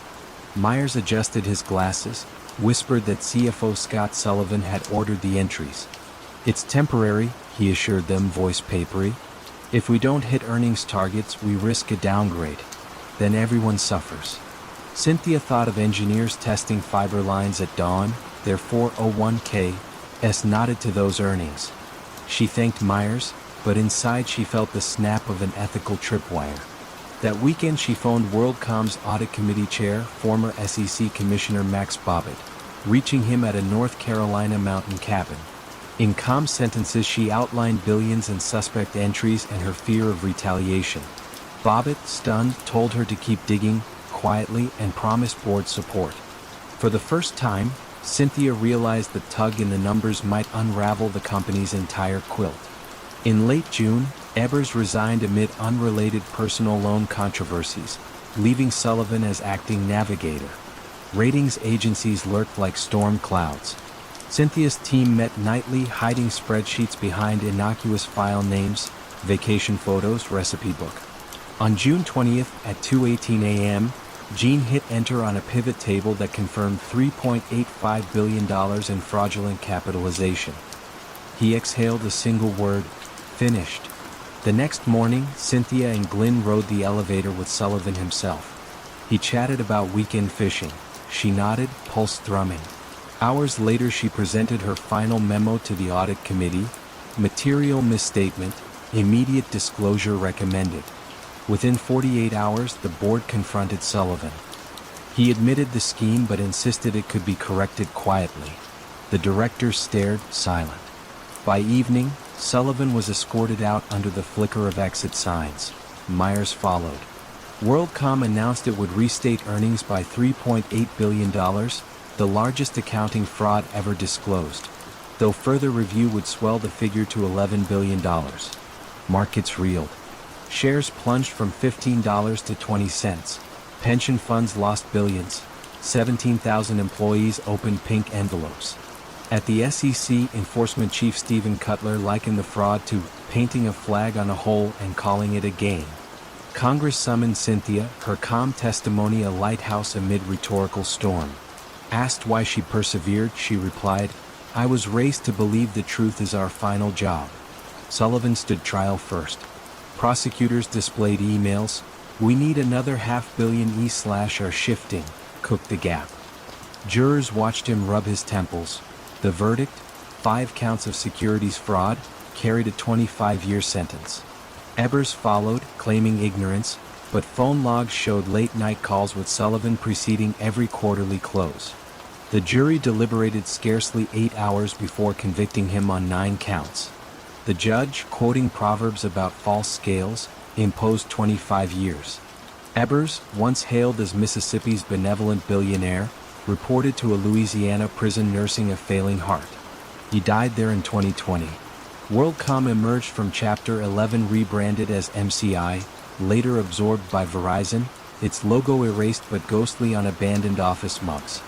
Cynthia Cooper was named one of Time's Persons of the Year and wrote a memoir, though she returned to quieter pursuits. Teaching ethics workshops where she passes around a WorldCom ledger page, numbers faded, truth belatedly restored. Participants run fingers over the thin paper, amazed that billions can hide in plain sight until one person, working after hours, threads a needle between courage and collapse. Some nights Cynthia walks her Jackson neighborhood under sodium streetlights, remembering fluorescent nights in the war room. She knows control systems will forever duel ambition, that another ledger in another city may already be warping. Still, she believes in gravity. Eventually, numbers fall to earth, and when they do, someone must be there, eyes open, to chart the descent and name it honestly. Snowflakes floated past the clock tower of Munich's old city hall, drifting like patient secrets toward the Isar River. In a modern glass cube 2 kilometers away, Alpenpay AG projected a different kind of purity, contactless payments made effortless. Staff called the lobby's white atrium the Crystal Heart, a space where imitation birch trees shimmered under LED skylights. Every quarter, CFO Lena Vogel stood beneath those lights to announce record revenues, her Bavarian lilt soothing investors on live streams from Frankfurt to Singapore.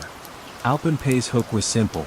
It processed online transactions for small retailers shut out by the giants. Lena, a one-time Deloitte star, insisted the firm could clear payments in 60 nations while settling currency risk in milliseconds. Analysts who questioned the miracle found their inboxes filled with glossy infographics and invitations to Oktoberfest-themed demos. By 2019, Alpenpay's valuation topped €24 billion, more than some German car makers, despite critics muttering that its audited cash seemed to migrate between subsidiaries like a tourist chasing sunlight. Among the skeptics was Tomas Ruby, a Czech forensic accountant seconded to the firm's outside auditor, Waldheim and Company. Tomas preferred numbers to beer halls, and he viewed Lena's footnotes the way an art restorer studies overpainted canvases. One footnote puzzled him. Alpenpay's Asian division reported €1.9 billion in annual revenue despite only a handful of full-time employees and no German banking license. The revenue was confirmed, Lena said, by escrow statements from a Singapore trustee named Sage Meridian Limited, a name that appeared nowhere else in global registries.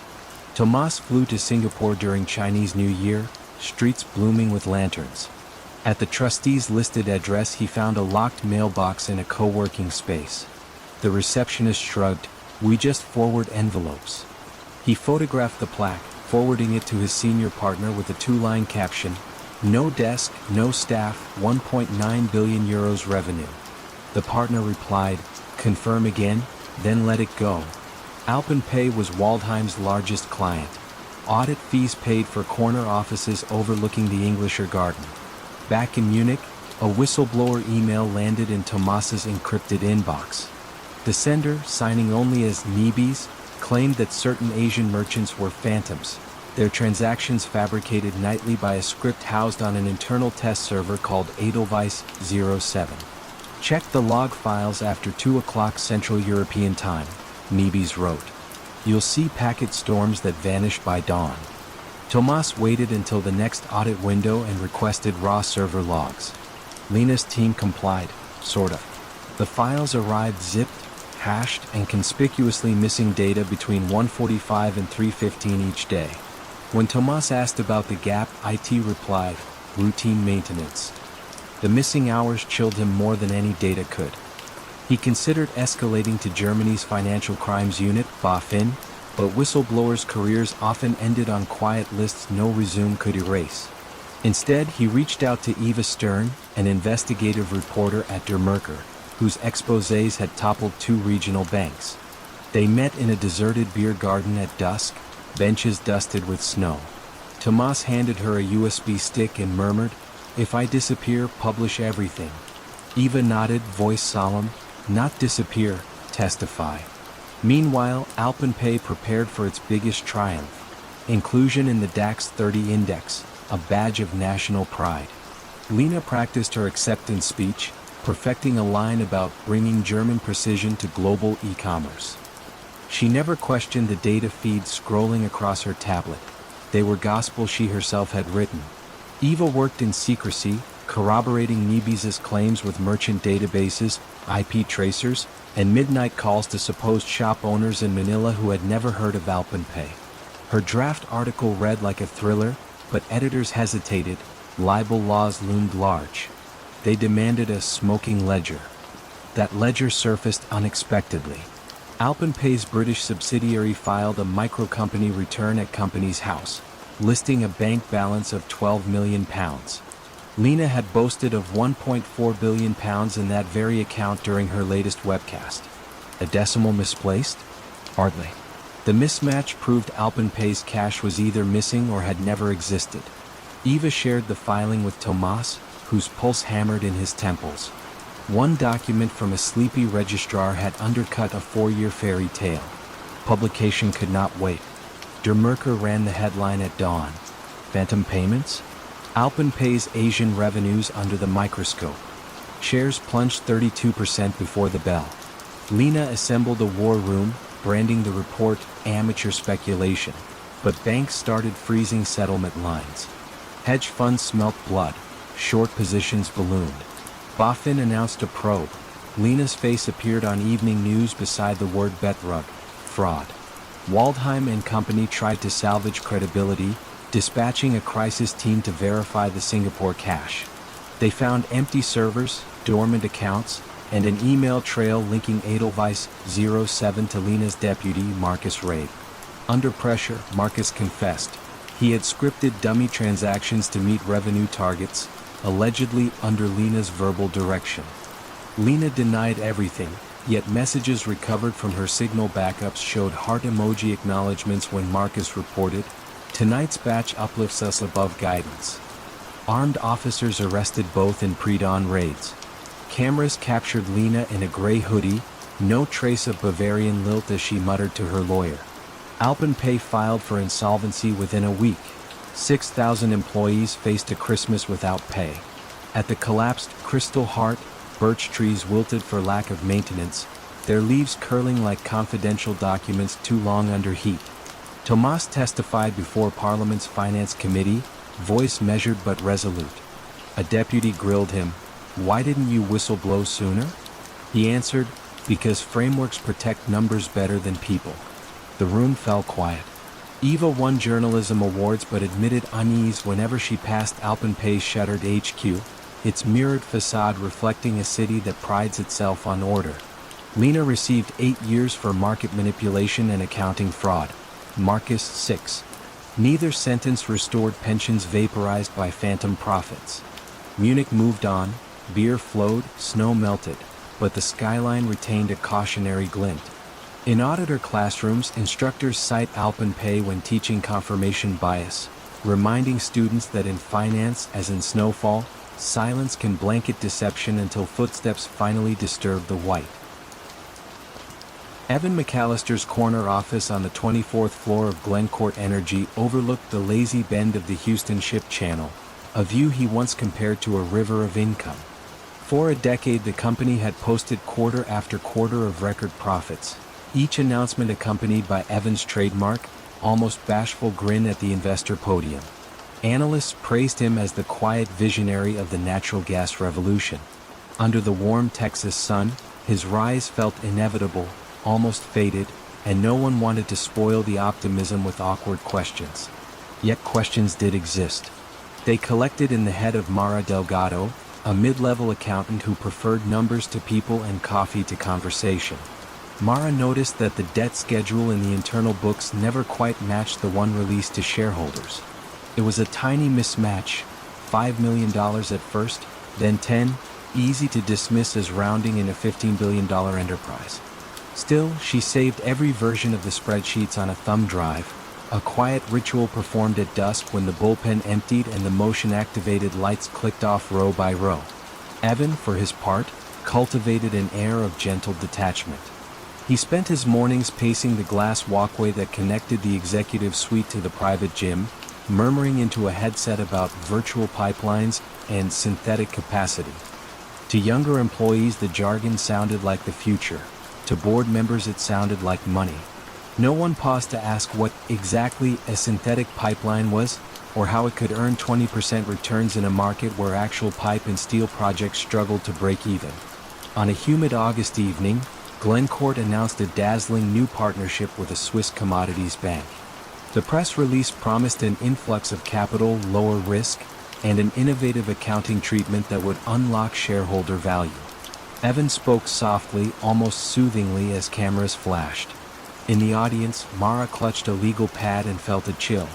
The so-called partnership looked, to her eyes, like a loan in everything but name, yet the liability never showed up on the balance sheet. Somewhere amid the footnotes, risk had been described as revenue and nobody blinked. Weeks turned into quarters and the mismatches grew. 5 million became 50, then 200.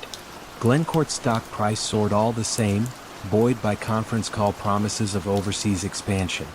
Evan bought a ranch west of Austin and an abstract sculpture that resembled a looping Mobius strip. He liked to say it symbolized infinite growth. At holiday parties he remained gracious, even humble, serving bourbon himself and asking interns about their families. His gentle drawl and steel-rimmed glasses projected honesty, and people wanted to believe. Mara finally confided in Theo Price, a careful auditor from the external firm whose tidy spreadsheets mirrored her own.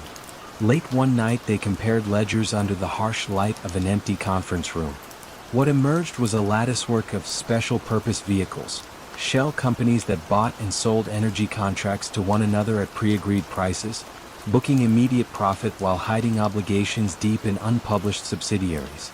In plain language, Glencourt recorded revenue on deals that would not bring real cash for years if ever. All the while liabilities sat off the books, growing like weeds behind a manicured hedge.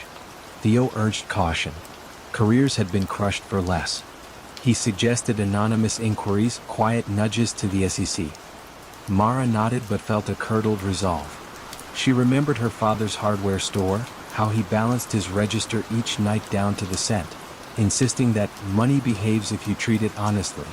The thought that billions could vanish through a few euphemisms struck her as obscene. Meanwhile, Evan grew restless. Market reporters whispered about stalled overseas permits, and one investigative journalist asked for an interview about the Swiss partnership.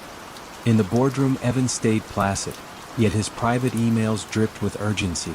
Sell marginal assets, accelerate contract rollovers, find fresh capital. The empire required constant feeding, and new deals were starting to cost more than they earned, like borrowing one credit card to pay another. The collapse began not with a revelation but with a rumor. A short-selling firm released a terse report titled Glencourt's House of Paper. It questioned the timing of profits and pointed to the ballooning, though undisclosed, debt in certain Cayman entities. The stock dropped 8% before lunch, 20% by the closing bell. Analysts demanded clarity, hedge funds demanded collateral. Evan appeared on television, hands clasped, assuring viewers that our fundamentals remain strong. His measured tone, once comforting, now felt rehearsed, even hypnotic. Inside headquarters, panic hummed beneath polite greetings. Printers churned, shredders whirred. Mara and Theo forwarded their documentation to regulators, attaching a note that began, "We believe immediate action is warranted." They were not alone. A junior trader, worried about personal liability, had already handed over emails detailing fabricated energy price curves. The walls were closing in from multiple angles, a quiet siege advancing on polished marble floors. When the SEC subpoena arrived, Evan retreated to his office, closing the frosted glass door. Through the pane he could be seen staring at the skyline, as if searching for the familiar curve of the ship channel through a gathering fog. By week's end, Glencourt restated 4 years of earnings, revealing billions in hidden debt. The stock fell to pennies, retirement funds evaporated, and the Mobius sculpture was carted away by liquidators, its promise of infinity reduced to polished scrap. Evan surrendered to federal marshals one October dawn, stepping into the humid Houston air in the same gray suit he had worn during triumphal press conferences. Reporters shouted questions about remorse, about the betrayed employees, about the families who tied their futures to phantom profits. Evan said nothing. He merely adjusted his glasses as though clearer vision might change the scene before him. In a smaller office 2 floors below, Mara packed a cardboard box with her belongings, a ceramic mug, a calculator, a photo of her parents at the hardware store. She felt no triumph, only a muted sadness, like the hush that follows a storm tearing through familiar streets. Trust, once fractured, does not mend easily.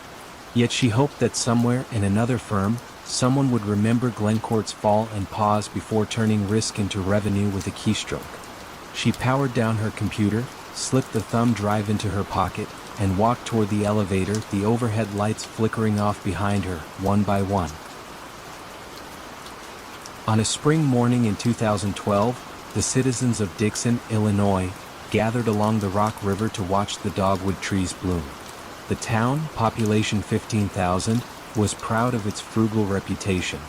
Every council meeting opened with reminders about patching potholes and stretching snow removal funds. And at the center of this careful balancing act stood Rita Crandall, the city comptroller, a woman whose quiet efficiency seemed as dependable as sunrise over the riverbank. Rita was 59, slight and unfailingly polite. She wore pastel cardigans and spoke in a voice softened by Midwestern courtesy. Residents joked that if you dropped a penny on the sidewalk, Rita would record it in the ledgers before it stopped rolling. She had managed Dixon's books for more than 2 decades, guiding mayors through recessions and floods, always emerging with balanced budgets and a faint, satisfied smile. When she asked for signatures, aldermen signed without reading. When she proposed an investment, they nodded on reflex. Trust in Dixon wore Rita's spectacles. Yet 30 miles outside town, past fields of soy and corn, stood Meritage Farms, a sprawling equestrian estate that looked lifted from Kentucky bluegrass country. White-railed paddocks stretched toward the horizon, and barns gleamed cherry red against the sky. Visitors whispered about the price tags. $150,000 broodmares, horse trailers the size of apartments, a mahogany-paneled viewing lounge scented with cedar and sweet feed. At the center of this immaculate world walked the very same Rita, only here she wore tailored riding jackets and spoke the brisk, jargon-laden dialect of competitive quarter-horse breeding. Some locals knew she loved horses, few grasped the scale. Rita has a hobby, they said, imagining a backyard stable. They did not picture auction rings in Texas where bidders waved numbered paddles at 6-figure mares, nor did they hear Rita's phone hum with wire transfer alerts from banks as far away as Florida. She traveled often to shows, Ocala, Scottsdale, Fort Worth, returning with ribbons and an ever-growing menagerie. Whenever someone asked how she financed it, she laughed gently. "I invest," she said, offering no details. People assumed a modest inheritance or shrewd stock picks. In small towns, polite assumptions keep the peace. Lisa Madigan, a young clerk in the treasurer's office, first sensed disquiet while reconciling the city's motor fuel tax receipts. The state sent Dixon roughly $300,000 each quarter, yet their own ledgers reflected far less. Lisa flagged the mismatch, believing it a clerical delay. Weeks passed, the difference persisted, and Lisa mentioned it to Mayor Burke during a coffee break chat. The mayor, loyal to Rita, replied, "I'm sure she's got it handled." Lisa nodded but quietly kept notes. That winter, the mayor contracted a Chicago accounting firm, Clifton Larson, for an unrelated municipal bond project. One associate, Ryan Marks, requested routine bank statements from the city's primary account. Rita mailed them promptly. Yet Ryan noticed that one statement referenced an unfamiliar account ending in 029. Its header read simply RSED. Assuming a minor fund, he asked Rita for those statements too. She promised to send them after lunch but never did. Curiosity, like a loose thread, can unravel a tapestry. Ryan pulled. The bank confirmed that RSED was indeed a city account, opened in 1990, with sole signing authority granted to Rita Crandall. Its balance exceeded $5 million, astonishing for a town whose entire annual budget barely reached $10 million. Ryan called the mayor, voice low, suggesting an urgent meeting. Inside council chambers, the confrontation was almost gentle. Rita arrived in a powder blue blazer, carrying a leather binder. Ryan presented the numbers. Transfers siphoned from legitimate city accounts into RSCD, then wired to Rita's personal checking or to horse auction houses. Over 22 years, the total exceeded $53 million. The room fell silent long enough for the wall clock to tick 3 full minutes. Finally, Rita sighed, removed her glasses, and said, "I suppose you'll need my keys." The FBI arrived the next morning. Agents photographed file cabinets, downloaded spreadsheets, and followed a paper trail as smooth as freshly laid asphalt. Forged signatures, fictitious invoices, bank slips marked sewer capital, masking wires to equine supply firms. Rita had begun small. 25,000. Here. 30,000. There, testing the waters like a swimmer dipping a toe. When no alarm sounded, she grew bolder. The scheme became routine. Each time state funds arrived, she carved a slice for horses, then adjusted the books to conceal the wound.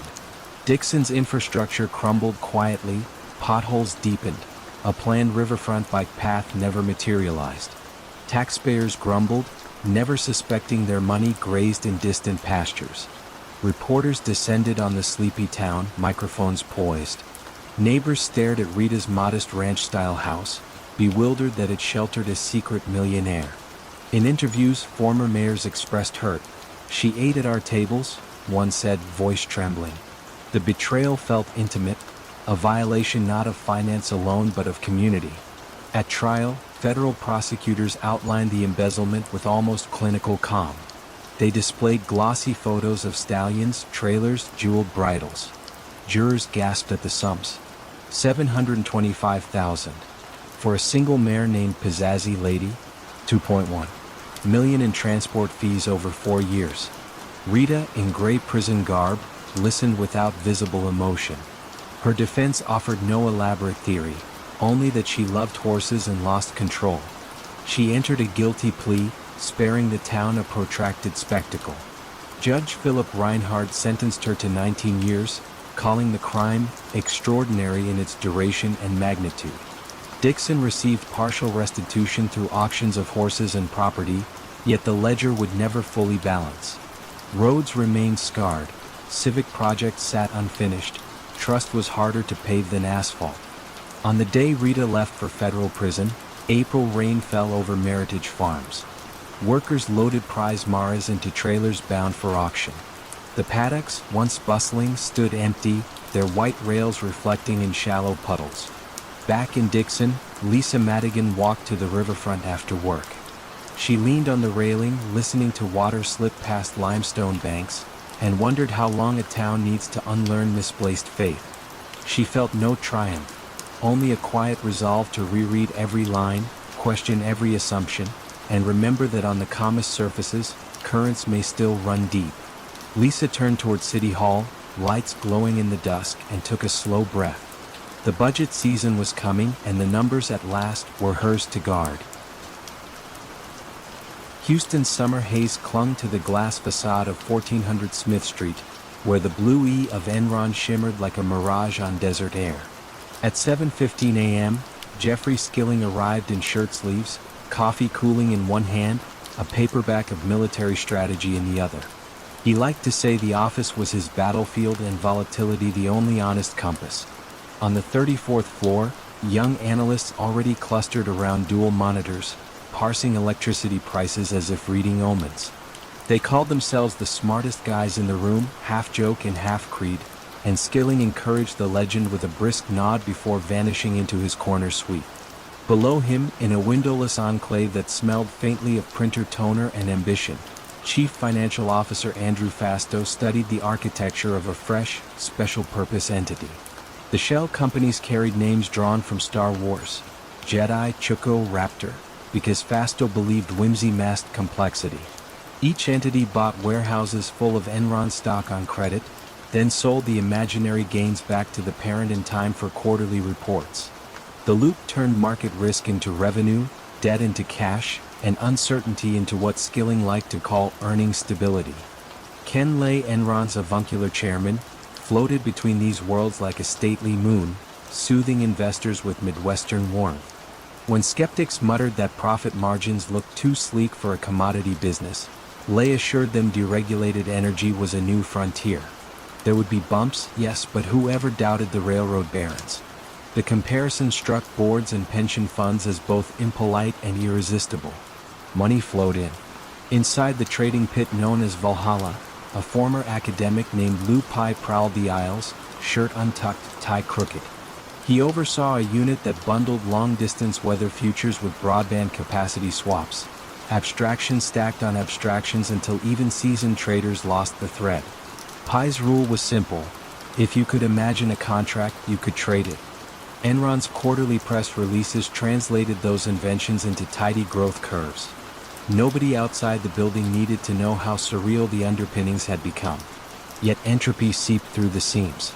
Accountants in Arthur Anderson's Houston branch noticed that partnership footnotes sprawled across pages like ivy, obscuring who owed whom. A junior auditor named Leah Hart drafted a memo questioning why an entity called LJM2 paid Fastow a personal management fee while simultaneously guaranteeing Enron's share price. Her supervisor skimmed the memo, sighed, and filed it away. Anderson's consulting division relied heavily on Enron fees. Rocking the boat felt like mutiny. By autumn 2000, the stock traded above $90, more than 30 times projected earnings. Employees earning five-figure salaries found themselves nominal millionaires on paper, their 401(k)s swollen with company shares. The building's lobby cafe added a sushi bar, the parking garage upgraded to valet. But in the risk management department, analyst Sharon Watkins noticed revenue spikes that coincided too neatly with new entities, as though each freshly minted shell produced identical dividends. She compiled notes, tucked them into a white envelope, and slid it under Ken Lay's door one late September evening. Lay skimmed her warning, then convened a brief meeting with Fastow, who breezily explained the structures as hedges. Lay, ever conflict-averse, chose reassurance over confrontation. The envelope went back into a drawer. Meanwhile, Skilling surprised the board by resigning for personal reasons, pocketing millions in accelerated options and leaving behind a hazy trail of congratulatory emails. The move jarred Wall Street, but not enough to puncture the myth. Across town, reporter Bethany McLean at Fortune magazine dialed analyst numbers, asking a disarmingly simple question: how does Enron make its money? Answers arrived padded with jargon. One fund manager confessed off-record that he could not model the business but trusted the vision. McLean's article, "Is Enron Overpriced?" ran in March 2001. Enron's public relations team dismissed it as small-ball skepticism, yet inside 1400 Smith, a ripple of unease crossed the trading floor. Summer brought rolling blackouts to California, and Enron traders, caught on tape, whooped at each surge. "Burn, baby, burn," one voice crowed when a power plant unexpectedly shut down. The nation's outrage soon turned political, and Senate committees requested data. Fastow's labyrinth of entities, once conveniently invisible, now emitted the odor of cooked books. The market reacted as if the oxygen had vanished. Shares fell 20% in a day, then 40% the following week. Credit rating agencies that had championed Enron as model innovator slashed ratings to near junk, and counterparty faith collapsed like dominoes. Bank credit lines froze. Trading desks refused collateral no one could price.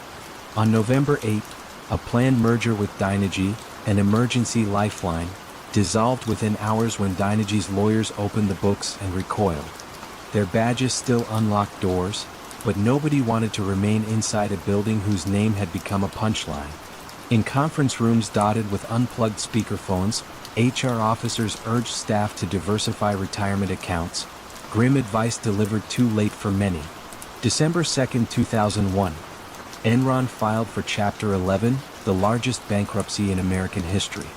Outside the courthouse, former secretaries, engineers, and support staff huddled together, staring at severance estimates measured in pennies.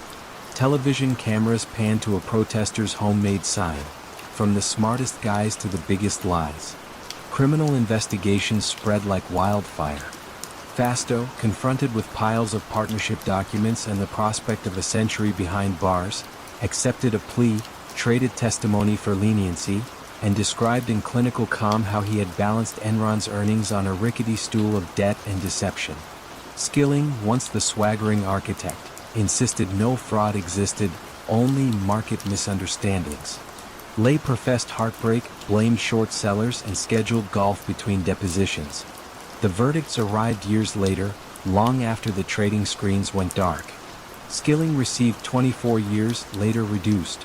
Lay died of a heart attack in Colorado before sentencing was finalized, leaving legal scholars to debate whether fate or justice wrote the final line. Enron's Neon E, salvaged from the rooftop, ended up in a Houston art museum, its glow ironic yet strangely subdued. Lessons were drafted in boardrooms worldwide: transparency, independence, whistleblower hotlines. Yet the human motives remained ancient. Ambition disguised as innovation, fear muffled by consensus, greed softened by groupthink.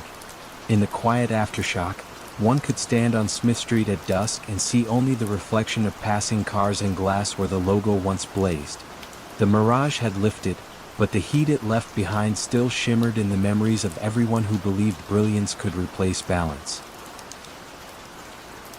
Sunlight poured over the rolling hills between Siena and Montalcino, gilding endless rows of Sangiovese vines.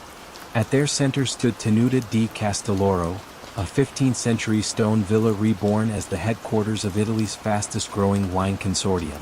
Tour buses lingered at its gates, influencers posed beside cypress trees, and critics compared the flagship Brunello to liquid velvet. Every label bore the motto Fide nella terra, faith in the land. No visitor imagined how fiercely that faith would be tested. The architect of Castelloro's meteoric rise was Gabriele Altieri, chief financial officer and master of unobtrusive charm. Where the flamboyant owner, Countess Bianca Ruzzi, dazzled journalists with tasting notes, Gabriele managed spreadsheets, supply contracts, and quiet promises to banks in Florence. He spoke gently, dressed conservatively, and kept a silver fountain pen tucked like a talisman in his breast pocket. To the vineyard staff he was il commercialista, a necessary but harmless steward whose domain ended at the cellar door.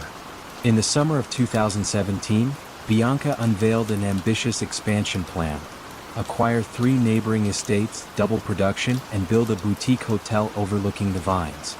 Gabriele assured investors that financing was totally under control.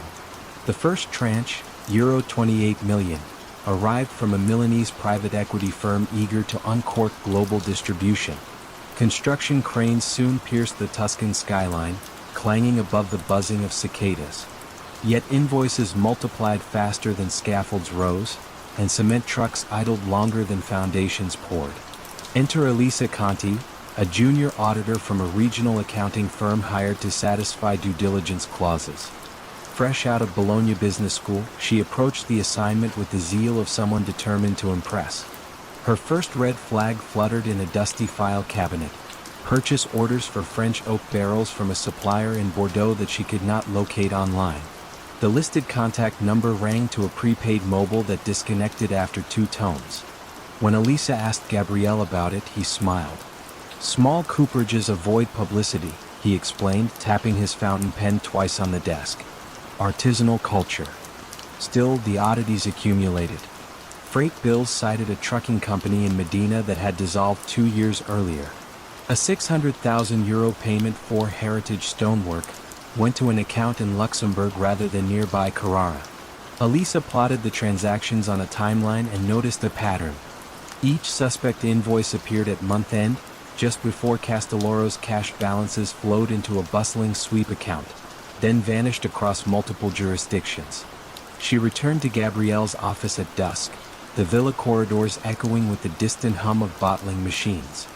"I need original shipping manifests," she said, voice steadier than she felt. Gabrielle's reply was silk over steel. "You are thorough, Signorina Conti. But you risk delaying payroll with these digressions. Our people depend on punctuality." He held her gaze, smile unwavering. Elisa left carrying a leather folder of summaries, polished, empty of substance, and a new awareness of the power imbalance. Her firm billed Castelloro.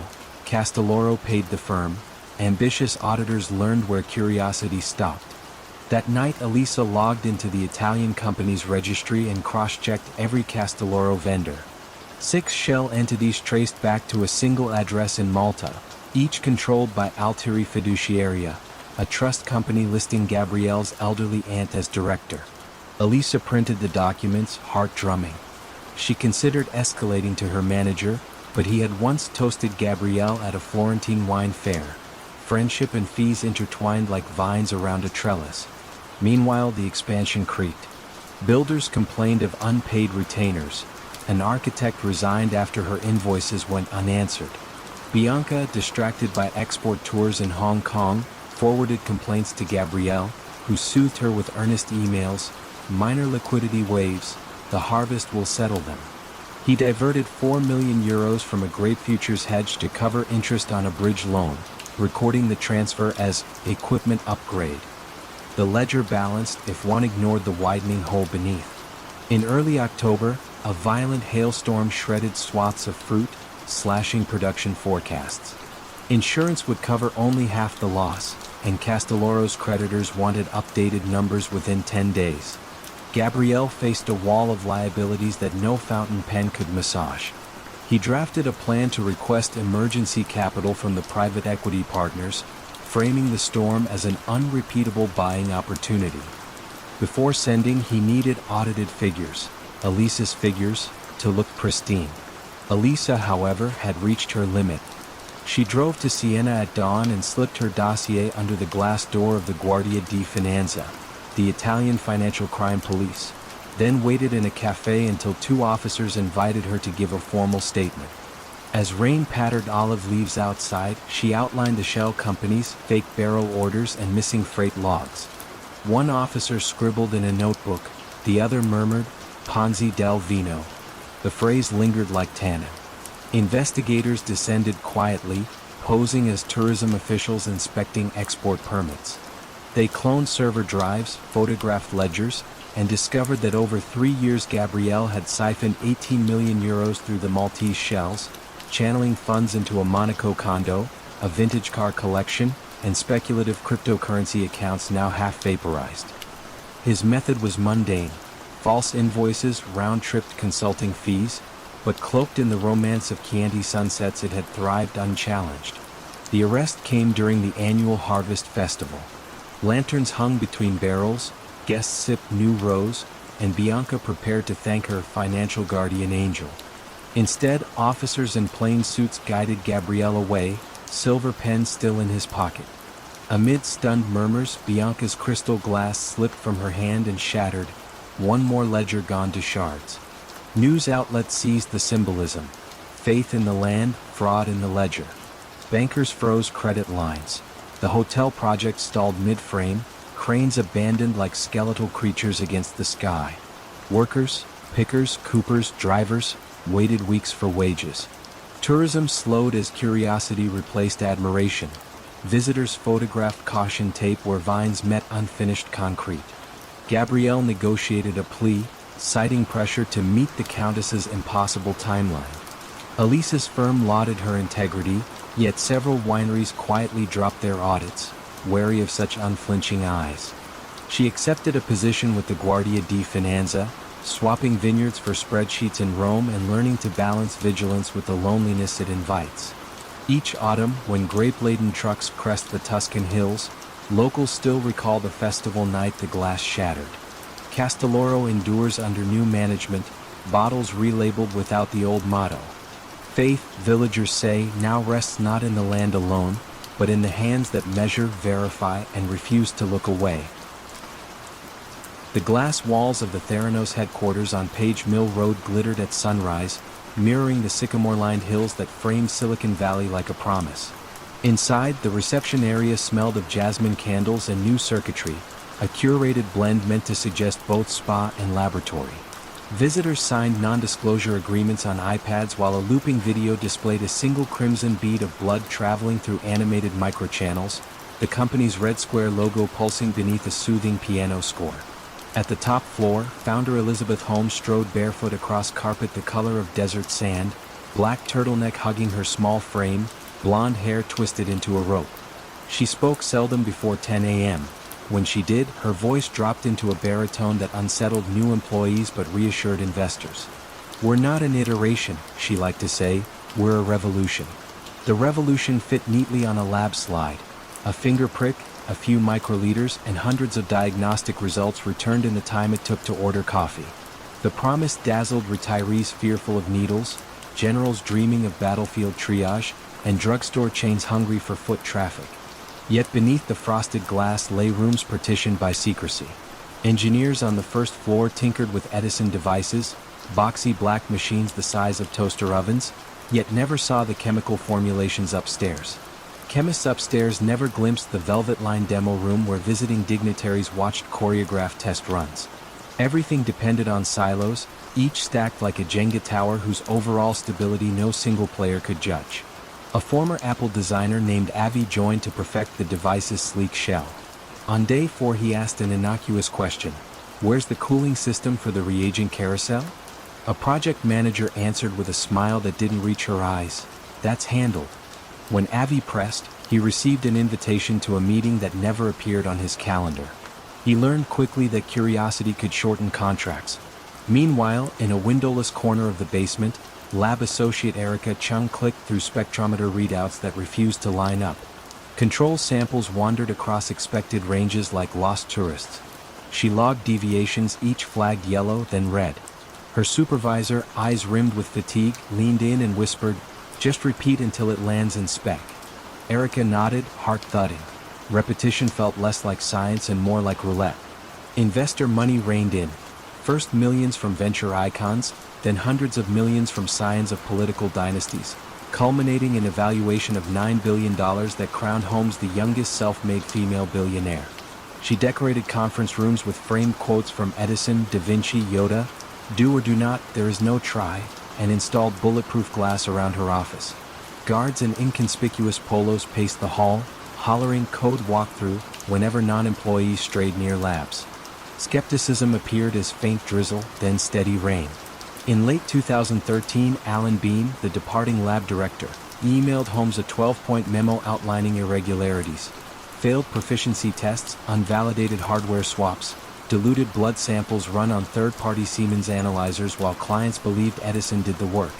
Holmes called it noise and scheduled an all-hands to recommit the team to mission focus. Bean left, signing a separation agreement that muzzled him under threat of ruinous legal fees. The drizzle turned storm in February 2015. John Carreyrou, a reporter at the Wall Street Journal, received a tip: the box doesn't work. Carreyrou built a mosaic from fragments: testimony from Bean, whispers from ex-employees, SEC filings buried in clerical dockets.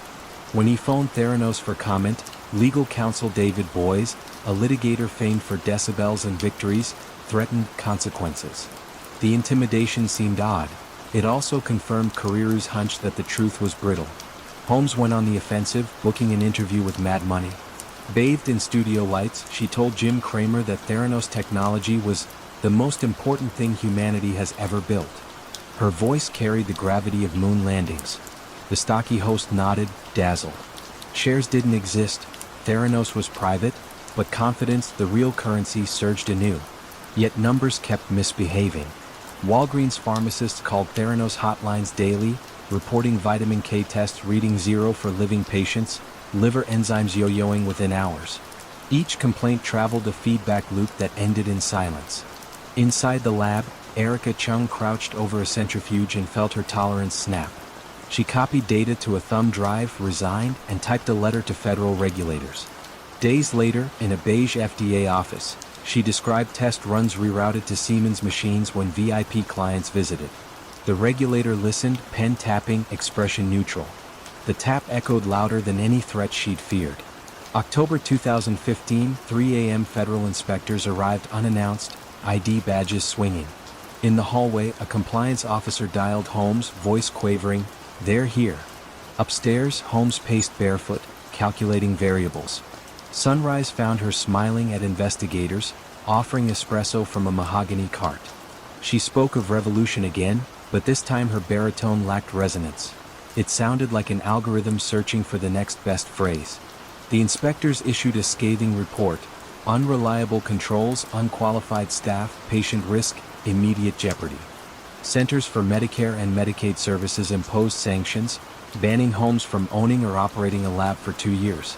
Investors protested, some filed quiet lawsuits. Others held on, hypnotized by her conviction even as the stage lights dimmed. In March 2018, the SEC charged Holmes and former President Sunny Balwani with massive fraud.